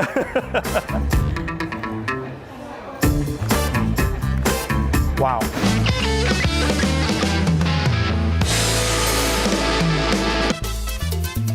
That all looks so good. Well, yesterday we gave out our Weather Authority Fiesta medals, and today, David Elder, he'll be handing out his Texas Eats Fiesta medals. They'll be handed out at Santikos Galaxy Movie Theater. That's off 410 near I-35 Interchange and Cowboys Dance Hall. You can start lining up at 9 a.m. and the first 200 people will get a free Fiesta medal while supplies last, of course. David Elder will be live out there too, so he'll join us in just a bit on GMSA. All right, so head out there right now. Beat the line. I'm like drooling over here. I thought you were going to welcome me with a stack of pancakes. I ate them all. Time now, 8:53, 48 degrees out. We'll be right back. Good morning and welcome back. Cryptocurrency and NFTs. What are they? How do they work? And why should I care? All of these questions answered last night at the Tower of the Americas Crypto Series event.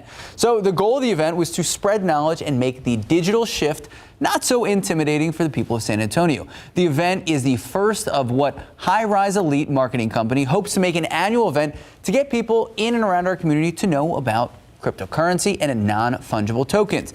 The very quick and basic answer is cryptocurrency is essentially a digital value or money, and NFTs are kind of like a rare trading card. The more sought after NFT or cryptocurrency is, the higher it's worth. We're hoping to educate everyone, making everyone realize that the digital era is coming. It's already here, actually, and we just don't want people to be scared of it. So if you missed last night's event, but you still want to learn more about it, we have a link posted on our website. It takes you right to the event's website, and we have a KSAT Explains all about it as well.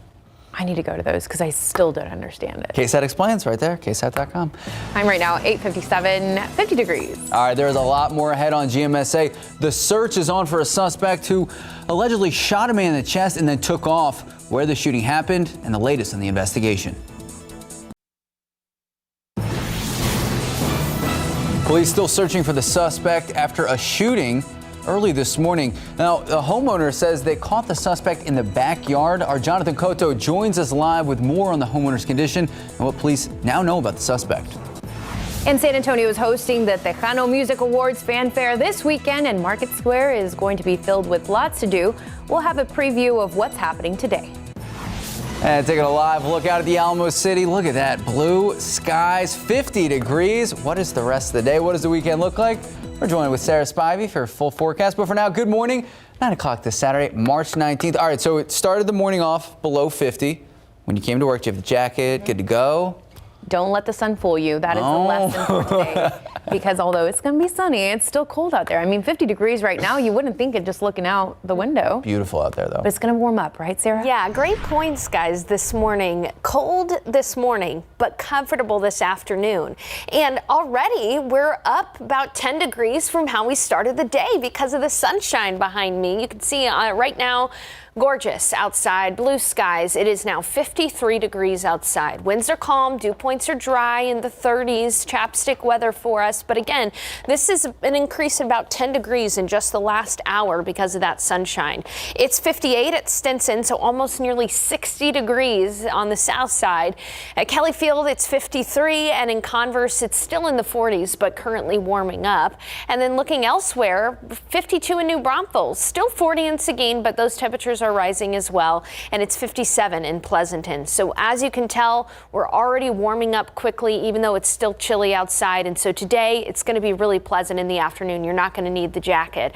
78 degrees for the high temperature. Once again, tomorrow morning, a chilly start and a comfortable afternoon. The one difference tomorrow is that it's going to be fairly windy, and that's going to cause a grass fire danger. I'll detail that more coming up in just a few minutes, but we also want to talk about the pollen count. Now, everything is low. Molds, juniper, and oak are low in the pollen count today, but there are signs that oak season likely about to really ramp up here in the coming days. So I'll tell you what I mean coming up in just a few minutes. And of course, we'll talk about that grass fire danger tomorrow. Alicia, Max. Thank you, Sarah. All right, so the Tejano Music Awards Festival Fanfare. I don't know if I butchered it, so sorry.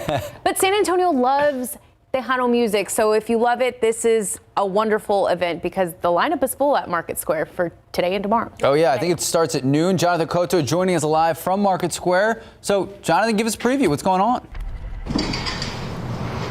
That's right, Max and Alicia. I think you got it right. Tejano Music Awards Fanfare 2022. It's happening and it's happening here. The morning starting off a little bit chilly. That's right, but things are definitely going to heat up for a number of reasons.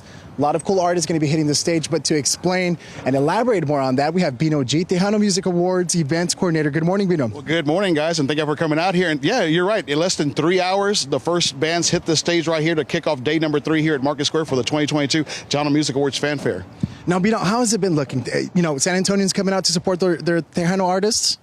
Definitely. I mean, Thursday, even during the ceremony, that was probably the most reception from media and everything we've ever had. It was an awesome opening ceremony, and since then, it's just been taken off. Thursday night, great crowd. Last night, double. We're expecting triple tonight. Now, Bino, as we know, Tejano Music Awards, a venue to host a lot of upcoming Tejano artists, but tonight, Tejano's music icon, legend, on a farewell tour. Can you tell me about that? Yes, Shelly Lottis, Little Miss Dynamite, that's her nickname. She's been in the industry for over 40 years now, and tonight's her farewell performance. This will be her last performance here at Market Square for the Tejano Music Awards Fanfare. So it's going to be sentimental, but like she said, it's going to be a great show. She's got a lot of great things planned for tonight's show, and she's going to be right here on this very stage that's right behind us, the San Saba North stage. Now, Bino, Tejano music is a genre of music near and dear to folks here in Texas, but also across the country. We're learning that there's going to be some bands here from Mexico, Tejano music hitting even other areas of the United States. Correct. This year was the most, as many bands as we actually had sign up from all over the United States. I'm talking about from California all the way to Florida, across the coast. And these guys are here to promote themselves. And this is what this is. The Tejano Music Awards Fanfare is a marketing tool for up-and-coming artists. And I would say about 98% of the names that you see out there that have been out there, you know, your Intocables, your Signos and everybody, they started here. That is so cool. Bino, thank you so much for being out here with us. Intocables being one of my favorite bands, folks. Hey, if you don't have any plans, noted for next year. Yes, sir. Folks, if you don't have any plans today, it's Saturday. The weather, the sun's making an appearance from 12 to midnight, coming out to the historic Market Square. And like I said, put on your dancing shoes and just prepare to have a good time. Max, Alicia? Thank you, Jonathan. And new this morning, a homeowner hears something in the backyard and ends up shot in the chest after confronting an intruder. This happened in a neighborhood southwest of downtown near South New Braunfels Avenue and Steves Avenue. Police say the man heard something from his backyard. When he went to go check it out, he saw a man, and that's when that suspect shot. After the shooting, the suspect ran off. The homeowner was taken to BMC Hospital in critical condition, and police are hoping to speak with that victim and get more information about the suspect. Also new this morning, police looking into the possibility that speed and alcohol were factors in a terrifying rollover crash on Highway 90 overnight. Take a look. This was the scene just before 12:30 this morning near General McMullen. Officers on the scene telling us a man was headed westbound on 90. He lost control of his SUV, rolled the vehicle, causing it to land on top of the wall divider. That driver unresponsive. First responders were able to find a pulse. He was taken to the hospital at last check in critical condition. He wasn't alone. The woman inside the vehicle with him also taken to the hospital. And more than 10,000 U.S. troops have been deployed to Europe. their mission to assist Ukraine as the war continues against Russia continues. And that has inspired the Gun Auto Group to send care packages to those deployed. But today is the last day for those donations. Team members have started collecting supplies earlier this week for Operation Care Packages. And they're asking for items including treats, playing cards, books, and magazines. And they say it's the least they can do for those who are willing to risk their lives.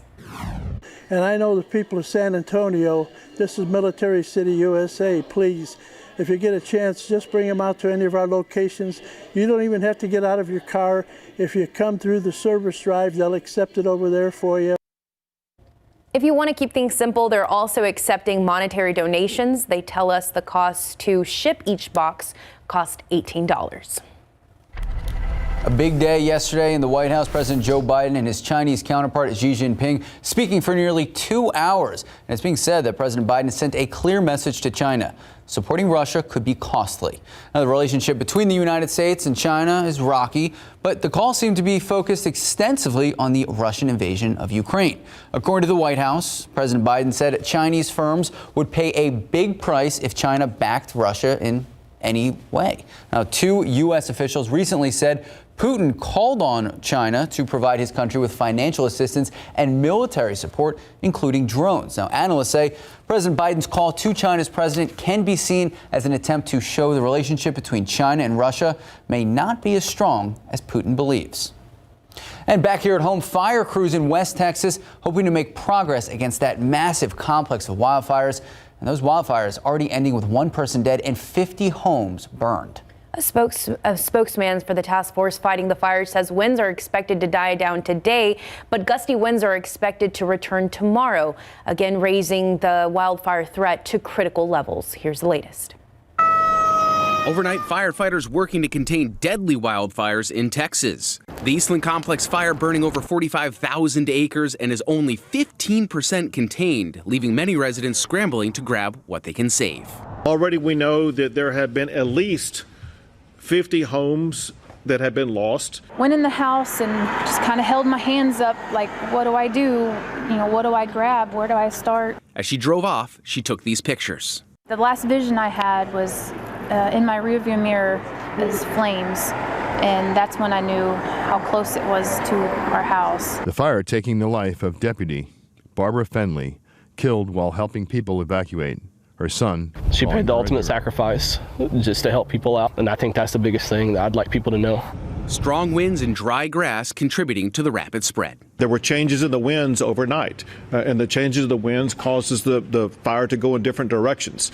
You don't know where the fire is going to be headed an hour from now or 10 hours from now.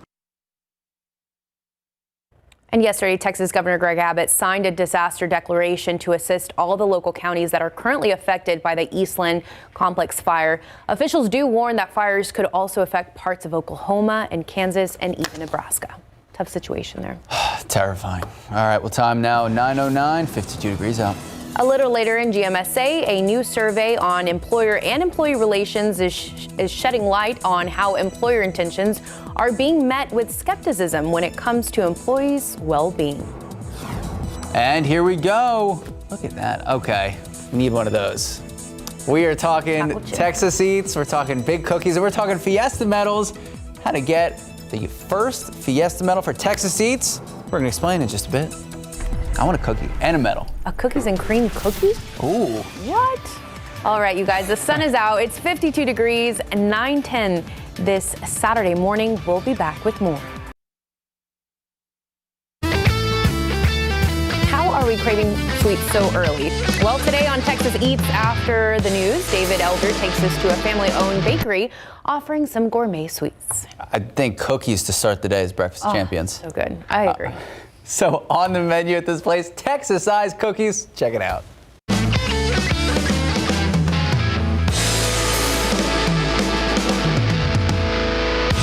That the goal is to make it so that like that one cookie is filling? Yeah. I mean, if you're an average person, yes. If you're an enterprising teenager, you may ask for 2 or 3. And you have the rotating flavors that you're going to be doing kind of weekly, right? Right. But right now, what flavors are you offering? Yeah. Today we're offering chocolate chip, a frosted sugar, a Texas Ranger, the German chocolate cake you talked about before, and then cookies and cream. Cookies and cream, talk to me about that one. Yeah, so everyone loves an Oreo, right? So you take some Oreos, you crush those things up, you add some white chocolate into it, and then create a cookie base around that. And then we also dip the very bottom into some white chocolate as well. This is not your average cookie. And I mean, like I said, I'll say it again, they're huge. Cookies and cream cookie. Look at the bottom of it.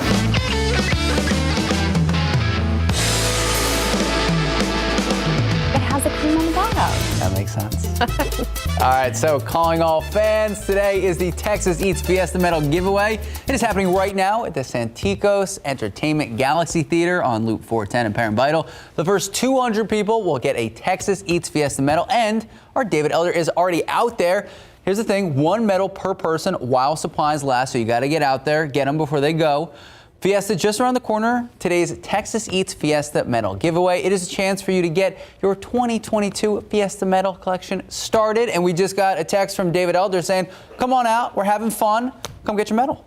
Sarah Spivey, you were handing out medals with Katie Blake yesterday. Yeah, Was it a good turnout? Our Weather Authority medal. There was a great turnout for people out there. We were at Santikos Entertainment in Cibolo. So a lot of people went out of the city to get those medals, and that is just awesome. You know, it was nice outside yesterday, especially in the afternoon. And today, it's going to be nice out there, too. It's just chilly outside right now. You still need that jacket. Temperatures in the 50s, but that is an improvement from this morning when we were at 44, 43 degrees. It's 53 in San Antonio, 53 in Hondo, 52 in Uvalde, 48 in Del Rio.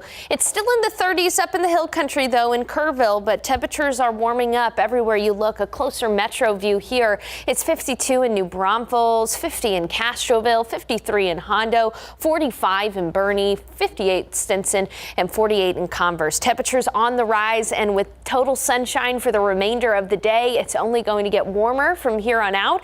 We'll be looking at very, very comfortable afternoon temperatures in the mid to upper 70s. You won't need that jacket for the second part of the day here. 75 for the high in Bernie, 77 in Converse, 78, 9 rather at Stinson area, 80 in Pleasanton, near 80 in Hondo, Sabinal, and Uvalde, near 80 up near Los Maples as well. So a gorgeous day for us on deck. Something to keep in mind, though, is that the winds are not going to be as breezy as they were yesterday, so that's more good news. Notice that we're already going to be in the 60s just within the next 30 minutes or so. Temperatures are rising and will quickly rise. We'll be in the 70s by noon. Around lunchtime, things are going to be great if you want to enjoy some lunch outdoors. It's going to look really nice out there. Southeast winds at about 5 to 10 miles per hour. That's going to be the case during the second part of the afternoon, too. So you go ahead and take some time to enjoy the weather outside. You're going to not regret it. Maybe just remember the sunscreen, though, because we'll be expecting a high temperature near 80 degrees this afternoon.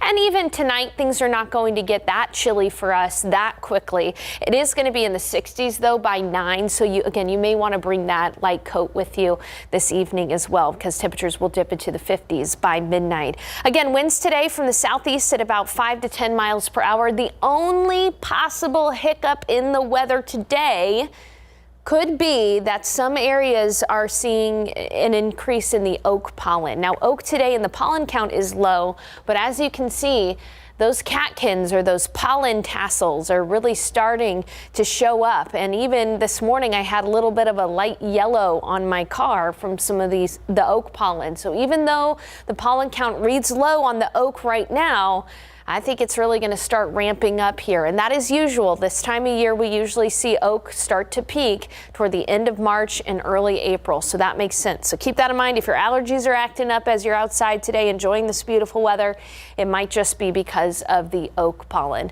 On the satellite radar across the nation, system bringing a lot of rain and even snowfall to parts of the Great Lakes, but in its wake, we've got a high pressure system that's settled over Texas.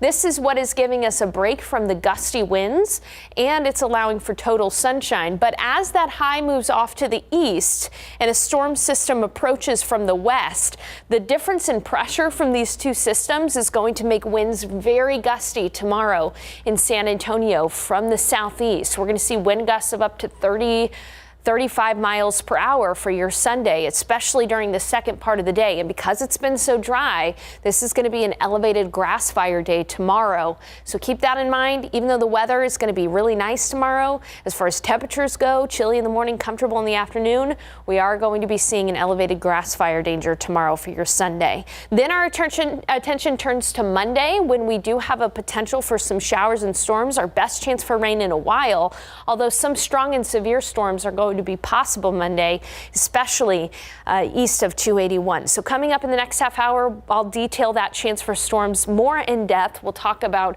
what time we could see some showers and storms and where the best chance for showers and storms is on Monday. But after that chance for rain on Monday, it's going to be dry for the remainder of the week. And so hopefully we get a little bit of rain in the rain gauge, because we could use it. Again, more on that chance for rain coming up in the next half hour. Thank you, Sarah. All right, time now just about 9:20, 54 degrees out. All right, so from the start of the pandemic to now, 2 years later, American workers' feelings have changed about their employers, and it's not for the better. Those details coming up after the break. Well, it's a new tool for parents to use to keep their kids safe on Instagram. We're going to explain when we come back. A new Gallup poll reveals that workers feel their bosses don't have their best interests at heart anymore, not like they did at the beginning of the pandemic, from April 2020 to February this year. The percentage went from 49% to only 24%. Researchers believe part of that has to do with the work from home and flexible schedule options workers were given at the beginning of the pandemic.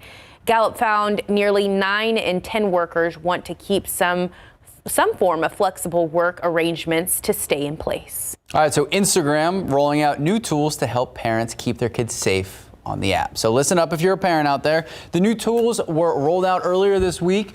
Parents are now able to see how much time their kids can spend on Instagram. They can set limits on that time. They can monitor the accounts they can follow and the accounts that follow them. Good safety tools. Now, this comes months after a Facebook whistleblower actually raised concerns about Instagram's impact on younger users. And if you just think you're on the app too much, like myself, you can actually set a timer. Make sure you're not on there for like more than an hour. I just take it off completely. Like, I have it, but I have to search for it, so it makes it a little harder. Smart. Time now, 9:24, 55 degrees out. Coming up next, new technology in the kitchen being tested in some Chipotle restaurants.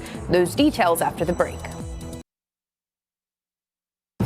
Welcome back to GMSA. It looks like the phrase computer chip may soon have a new meaning. Chipotle is testing an autonomous kitchen robot that can make its tortilla chips.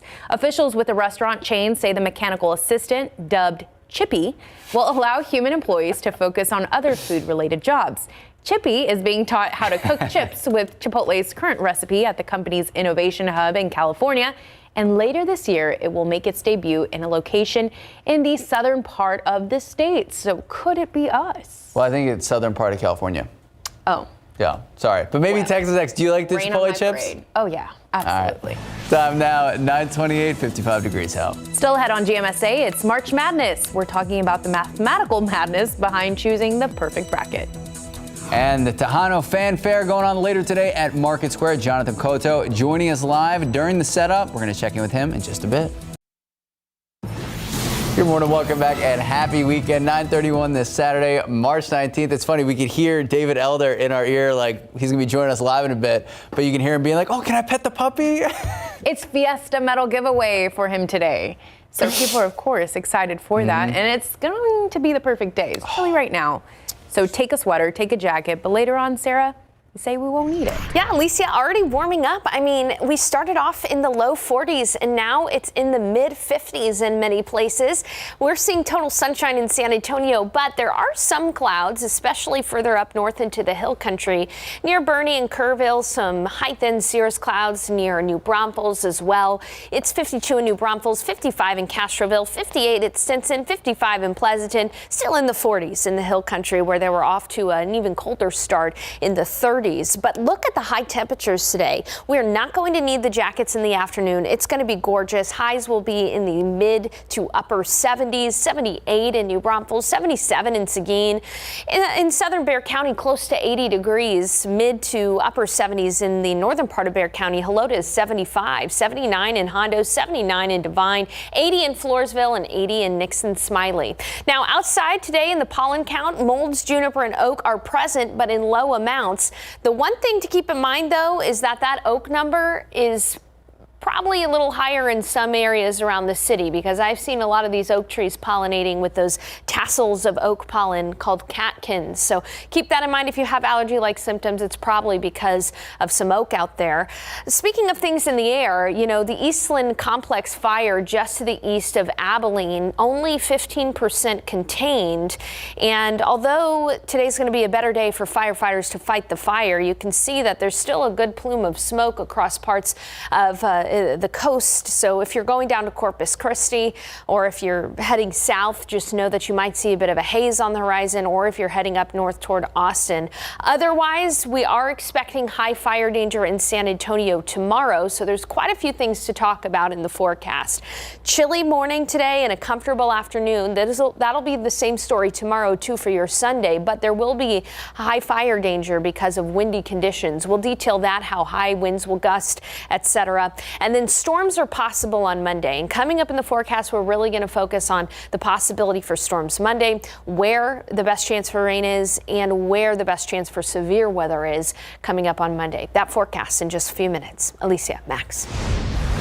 Thank you, Sarah. And also new this morning, San Antonio firefighters are looking into how a fire started at a home on the west side. Fire crews arrived at this house in the 100 block of Tesla Drive just before 11:30 last night.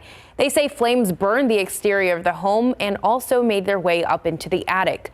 Firefighters quickly got control of the fire and kept it from spreading even further.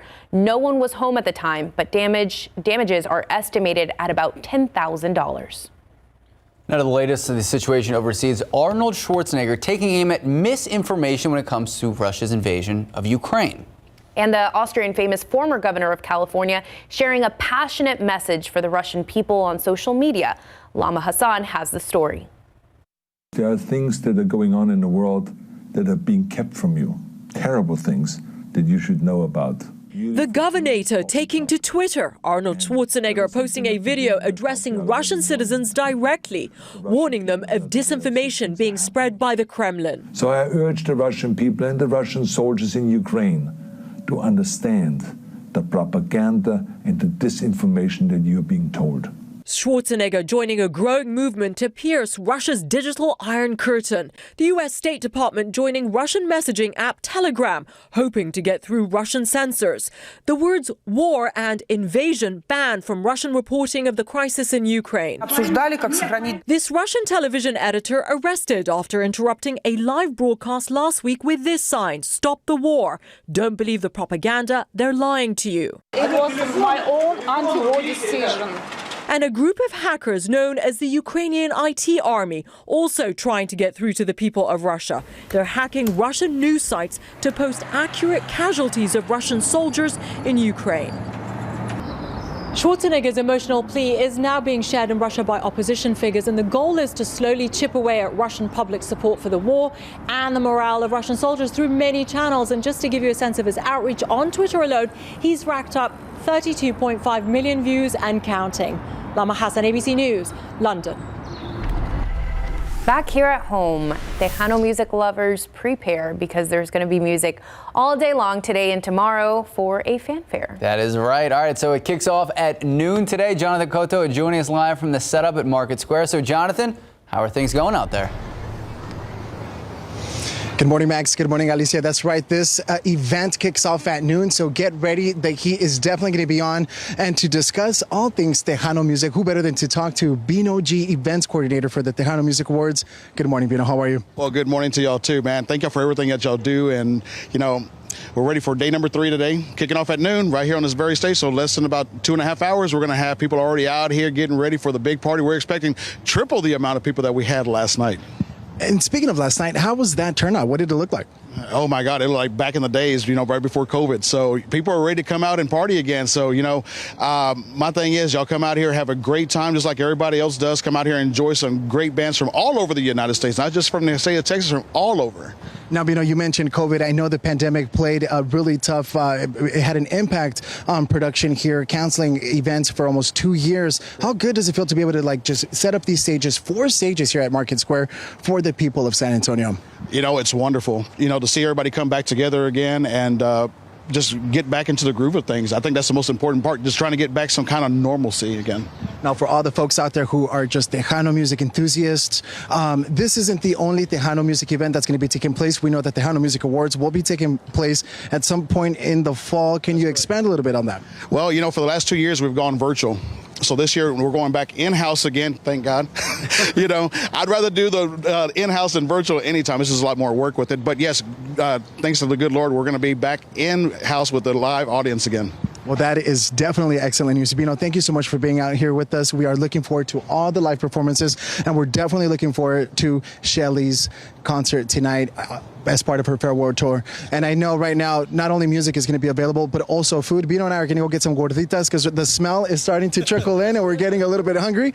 But folks, 12 to 12. Make sure you get your dancing shoes and coming out to the historic market. Jonathan, Max, Alicia. What I'm excited about is to see you dance. You say you like Intocable. Can we have a little Tejano dance preview? I love Intocable. Alicia, I was just telling Bino that I grew up watching my parents dancing to Tejano music, and they would just be gliding all over the dance floor. I used to compare it to ice skating, but that's pretty much los pasitos, as we call it. There you go. And you're showing my old boots, Steve. Thank you so much, y'all. Thank you, Jonathan. Nos vemos. Let the games begin. 63 games, actually, and I know you've been on top of this.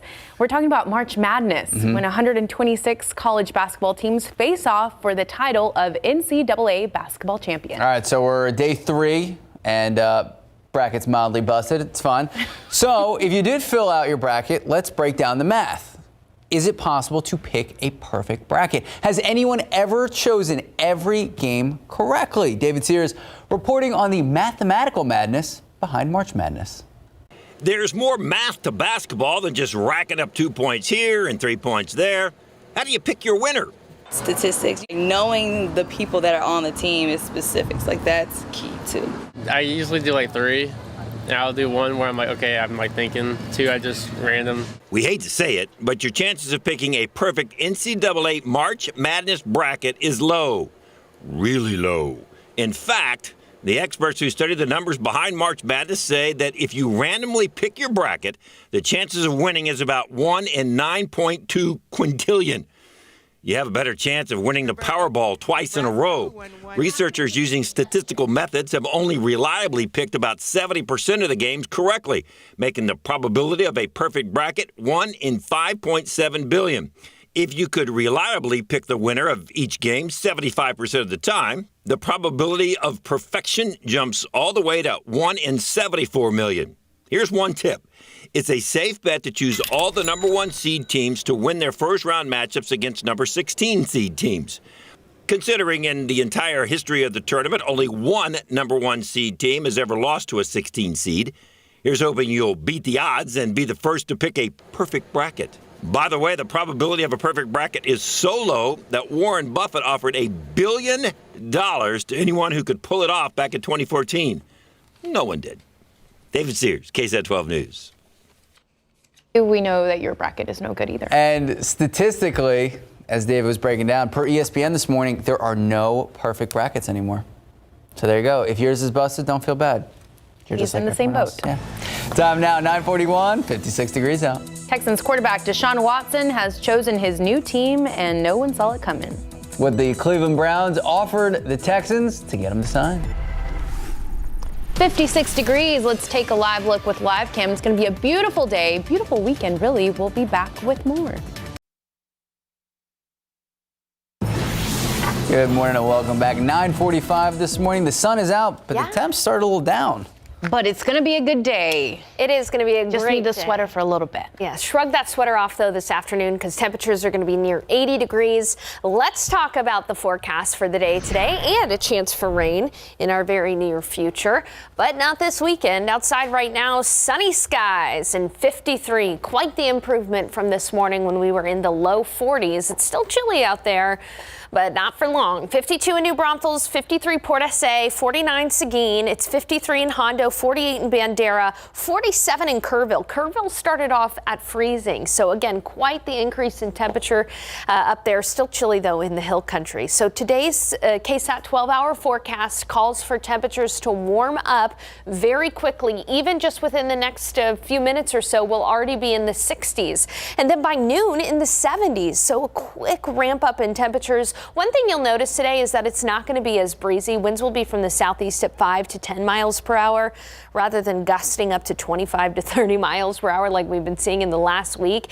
And into the afternoon, temperatures will be comfortable for an afternoon stroll or some time outdoors, maybe at the Pearl or one of your local favorite places to be outside today. It's going to be really nice. 78 for the high temperature, so close to 80 degrees. And then tonight, not cooling down all that quickly. We are going to see temperatures fall into the 60s by 9 and eventually into the 50s by 10. So if you do have late Saturday night plans, I would bring the jacket with you. But if you're planning on calling it an early night, you'll be just fine as temperatures will be in the 60s and 70s shortly after sunset. Winds are calm right now. As I mentioned, they'll really only be from the southeast at about 5 to 10 miles per hour. But tomorrow, winds are going to gust from the southeast up to about 20 to 25 miles per hour around lunch, and then in the afternoon 30 to 35 miles per hour. So it is going to be a windy day tomorrow. That coupled with the fact that it's dry and that we have not had any significant rain, any fires that develop will spread rapidly. So a high fire danger tomorrow for your Sunday. That's the one hiccup in the weather tomorrow and Sunday. Otherwise, it's going to be a lot like today with a chilly morning and a comfortable afternoon. Again, the one exception is going to be some fire danger on Sunday. Then Monday, let's talk about our rain chances. An approaching system with a cold front is going to bring us a chance for some showers and even some storms. Early Monday morning, during the morning commute, it is entirely possible that we'll have scattered showers, even a few rumbles of thunder. So keep in mind that Monday morning, the morning commute is going to be busier than normal because A, people are coming back to school thanks to spring break ending, and then B, the fact that it will be damp in spots with even potentially some rumbles of thunder too. We'll continue to keep you updated. KSAT Weather Authority app is great to have whenever there's any rain in the area. There's live radar on there. Again, this is Monday morning. And then there will be a break from the rain midday, and then an approaching dry line is going to fire off some storms Monday afternoon. These storms Monday afternoon have the potential to be strong or severe, mainly east of 281. That's the best chance for some storms. And across the state of Texas, the best chance for severe storms is across east central Texas, from Waco to Huntsville to Tyler, even up to Dallas-Fort Worth. We're expecting numerous severe thunderstorms across these areas in red here. And then in the pink, isolated severe storms are possible, and that does include Guadalupe County and points to the east. So we'll be watching that carefully because, again, that line is fairly close to San Antonio. Most amount of rain east of San Antonio, least amount west, which is some bad news because those areas are under drought conditions. And after that chance for rain on Monday, we are going to be dry for the remainder of the week with highs only in the 70s and plenty of sunshine. So yeah, a chance for storms, and we'll keep you updated throughout this weekend and into next week. Max and Elise.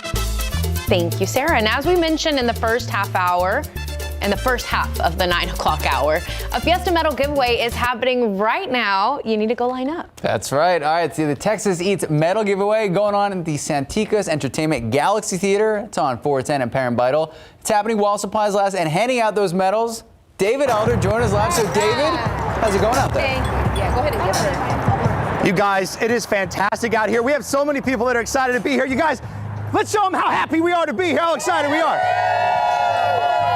We're right out here at the Santikos Galaxy Theater. Everybody's standing in line because they want to get one of these. It's the 2022 Texas Eats Fiesta medal. And y'all, everybody is pumped. It's early. We had her, come over here, come with me. Come on, Ben, we're running, we're walking. Tell us your name, ma'am. Mary Lou. Mary Lou has been here since 6:45 in the morning? Yes. Woo! That's what I like to see. We're ready for Fiesta San Antonio, and right now, we're gonna pick a winner. Right here is a Roku Express. We're giving away prizes, vintage medals, and while you're standing in line, we're also asking Santikos, hey, maybe give us some popcorn, who knows? But we're gonna come back over here. Let's run, let's run. We're gonna come over. Who's ready to win a Roku? That's what I'm talking about. All you guys have to do, get the address that's gonna be on the screen if it's not already on there. Come on out here. We're gonna be giving the medals away at 10 o'clock. You have to get a wristband to stand in line. We have a limited amount of medals. Well, let's pick a winner. This is what can happen when you're out here. All right, the winner is 656 659. Who's that? Is it the little guy? 659. Hey, we got him. You got to jump up and down for me. Come on. Woo! What's your name, sir? Cesar Villegas. Cesar, you just won a Roku Express for standing out here in line. Thank you so much. Give me some love. Bam! That's how you do Fiesta. We got some music rocking out here. We're having a blast. We have so many people. You could bring your dog, bring your baby, get everybody ready. We're having a blast. We'll be out here until 11 o'clock or until all the medals are given away. We have a limited amount. Make sure you get out here. Alicia, Max, y'all, it's wild. Truly wild. I'm going to send it back to you. We got to keep handing out medals. Can you say this one? The best was, bring your dog, bring your baby. We got medals. He's always a lot of fun.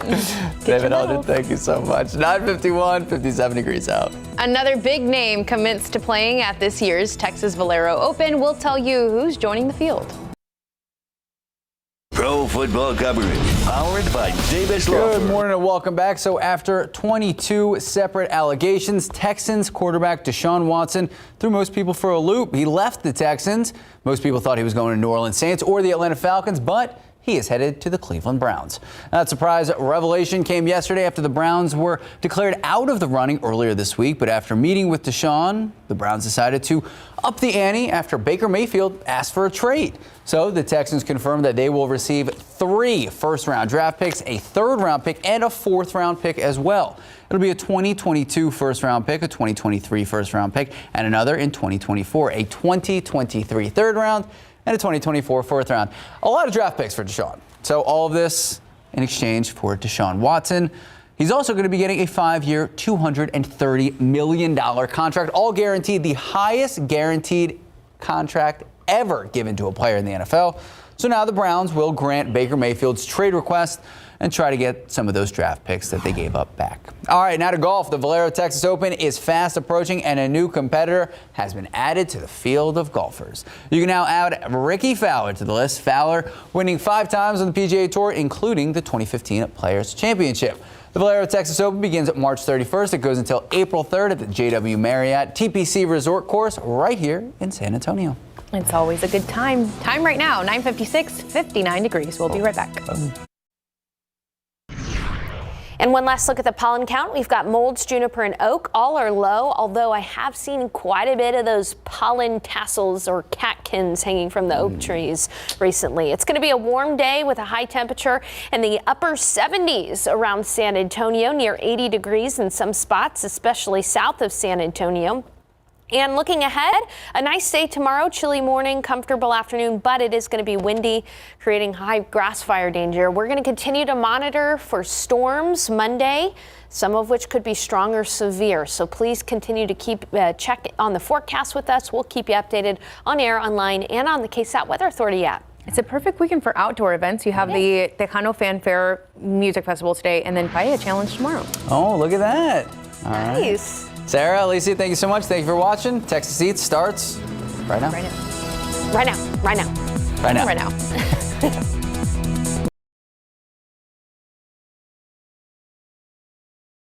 Hey, it's David Elder, and today on Texas Eats, we're traveling around Central Texas looking for delicious restaurants you won't want to miss. Get ready for a tour through the Spetzel Brewery in Shiner to learn about the history of this iconic beer.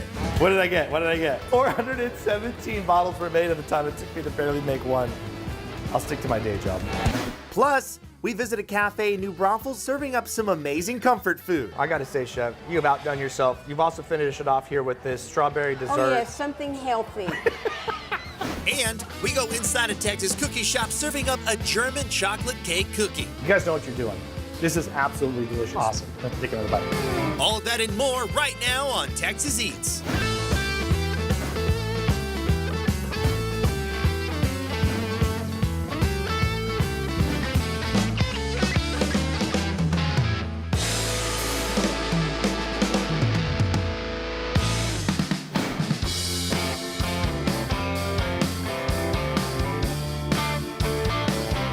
Our first stop on today's foodie adventure is at a cafe located in Comal County. Now we're here in New Braunfels to go inside of a popular cafe that's serving up all kinds of interesting dishes on the menu. Let's go inside Buttermilk Cafe.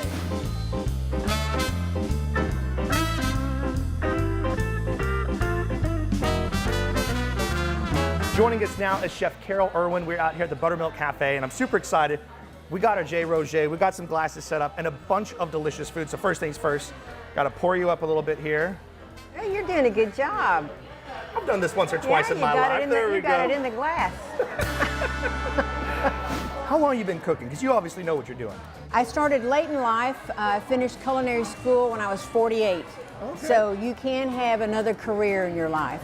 I had a background in food anyway, but I wanted to become certified. So now you're certified. I'm a certified executive chef, and I got my papers. You got your papers. That's right. I'm a pedigree. There you. So, but you know what? It doesn't matter what the title is. If you don't have a great team to back you up in the kitchen, you're just going to fall on your face. It's all about the team. Carol is a very fun, interesting person, very successful in her craft as a chef. She's won several awards across the state, including Best Chef in Texas. I want to start with this dish right here, because you said this is the most popular dish at the cafe. That is our coastal Creole shrimp, and it's a breakfast dish. It's served with a polenta, a corn polenta underneath, and topped with a poached egg. Oh yeah, look at the egg on there. Here we go. You better say it tastes good. I'm not going to say that because it tastes like fantastic. The poached egg, the polenta, the rich creamy sauce that's on there as well. It's actually very delicate. And you mix that in with the shrimp, it's like the perfect Creole bite. Just a little bit of a kick to it. It's really good. I enjoy the spice level that's in there, the flavors. It's like you said, it's very coastal. Well, you can always get bacon and eggs, but now you got an egg with shrimp. There you go. Egg and shrimp. You got some fried quail going on right there, right? Yeah, I'm really proud of this particular dish too. Not only do you have the fried quail, but we pickle our own jalapenos. Ooh. We candy them so they're sweet. You've got the black-eyed pea Texas caviar underneath. There you go. It's a great mix. So I'm gonna get, oh, don't be flying away now. You're trying to fly away.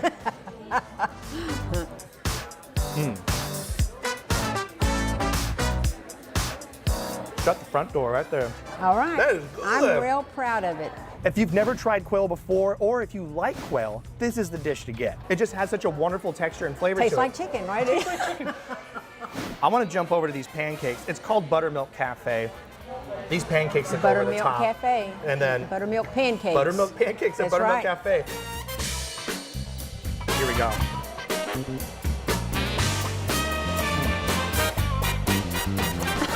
Give me some love right here. There you go. You bet. That is such a soft, airy, fluffy pancake. I appreciate that.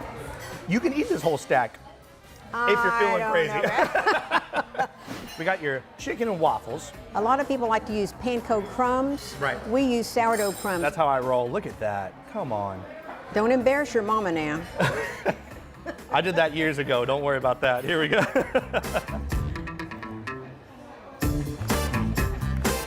Wow. If you're a chicken and waffles person, you're looking for the next spot to visit to have chicken and waffles, this is where you need to come. Really, really good chicken. That is our buttermilk pie, and it is served with a blackberry sauce and fresh blackberries. We actually put sugar on it and brulee it. It looks like a little bit beyond Grandma's meatloaf, right? It is a little bit beyond, and of course we hand form those. I just didn't want to have a slice on the plate. The tomato sauce has a peach canned peach syrup in it. So it's a sweet tomato-based sauce, and that's why we put the grilled peach there on the side. You've convinced me. I got to take a little bit of bite. I'm going to reach across the table for this one. Pardon my reach here. There we go.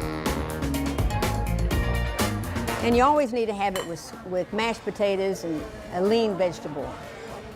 I like the peaches on there. That's really good. Everybody's favorite in any restaurant, any cafe, and I think we do a pretty good job with it. It looks amazing. That's big too. You got a lot of help in there of gravy. You got lots of green beans, potatoes. We actually make our cinnamon rolls with a Danish dough, so it's a little bit softer, and I think it has a little bit more flavor. Yo, this is the spot to come to here in New Braunfels, Buttermilk Cafe. Bring the family. Cheers to you again. Thank you for being here in my home. Of course. Thank you for inviting us and You having bet. us out here. And thanks for feeding us. It's going to take a while to finish all this food, but we're going to do it. You got all day. Now we're here in San Antonio near Government Hill to go inside of a restaurant that's serving up amazing cocktails and some authentic Mexican food. Let's go inside Cerveceria 88.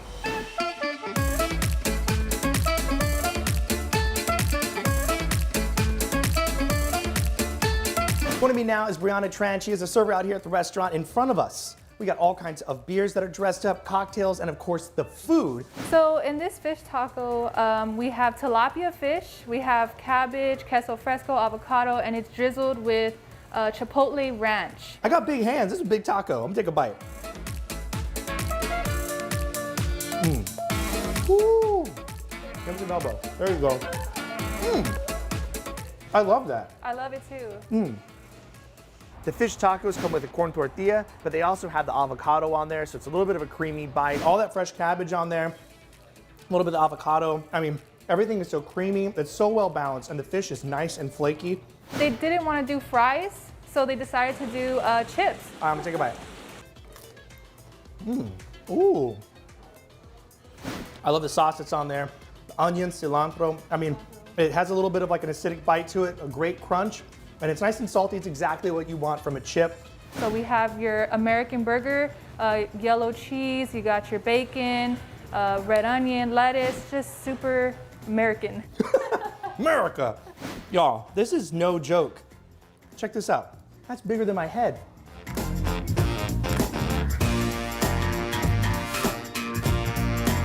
I'm gonna walk away with that. Woo! Oh, that's good.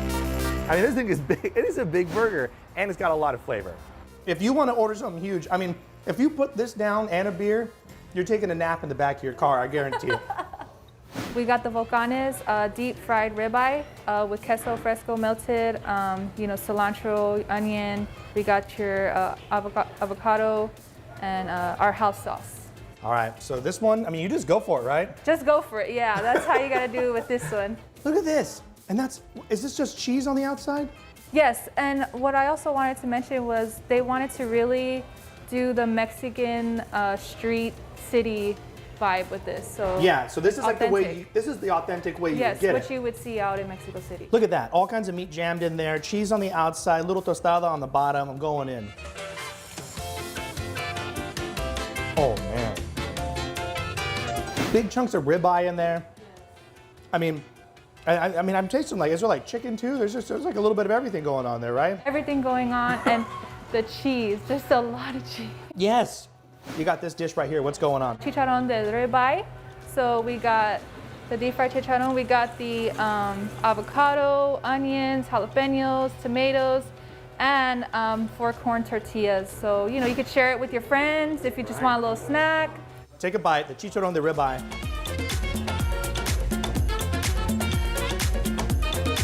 Wow. The chicharrón de ribeye has a really nice texture on the outside. You load that up on the corn tortillas that come with it. A little bit of guacamole that's on there as well. Put a little bit of that salsa on there, and you're in business. We got awesome drinks. So this is the Love Potion. This is my favorite drink. Deep Eddy grapefruit, pineapple juice, grapefruit juice. It's just so fresh. Cucumber martini? Cucumber martini. Now everybody, when you get anything with cucumber and liquor, sometimes it's a little harsh, but this is perfect. Very perfect. Sweet and sour, Ooh. Tangy, fresh, perfect. You also have a couple beers that are dressed up over here, but overall, Cerveceria, I mean, this is where it's at. This is great. Brianna, thank you so much for having us out here. Grab some good food for lunch, come back with friends for dinner. You get the great drinks. Cheers to you. Grab your love potion. My love there. potion. This is your drink. There you go. Ding. Woo! Come on out here, y'all. This is where it's at. I love this. And it's like, it's known, but it's still kind of like a hidden gem in San Antonio. Hidden gem. Texas Eats will be right back.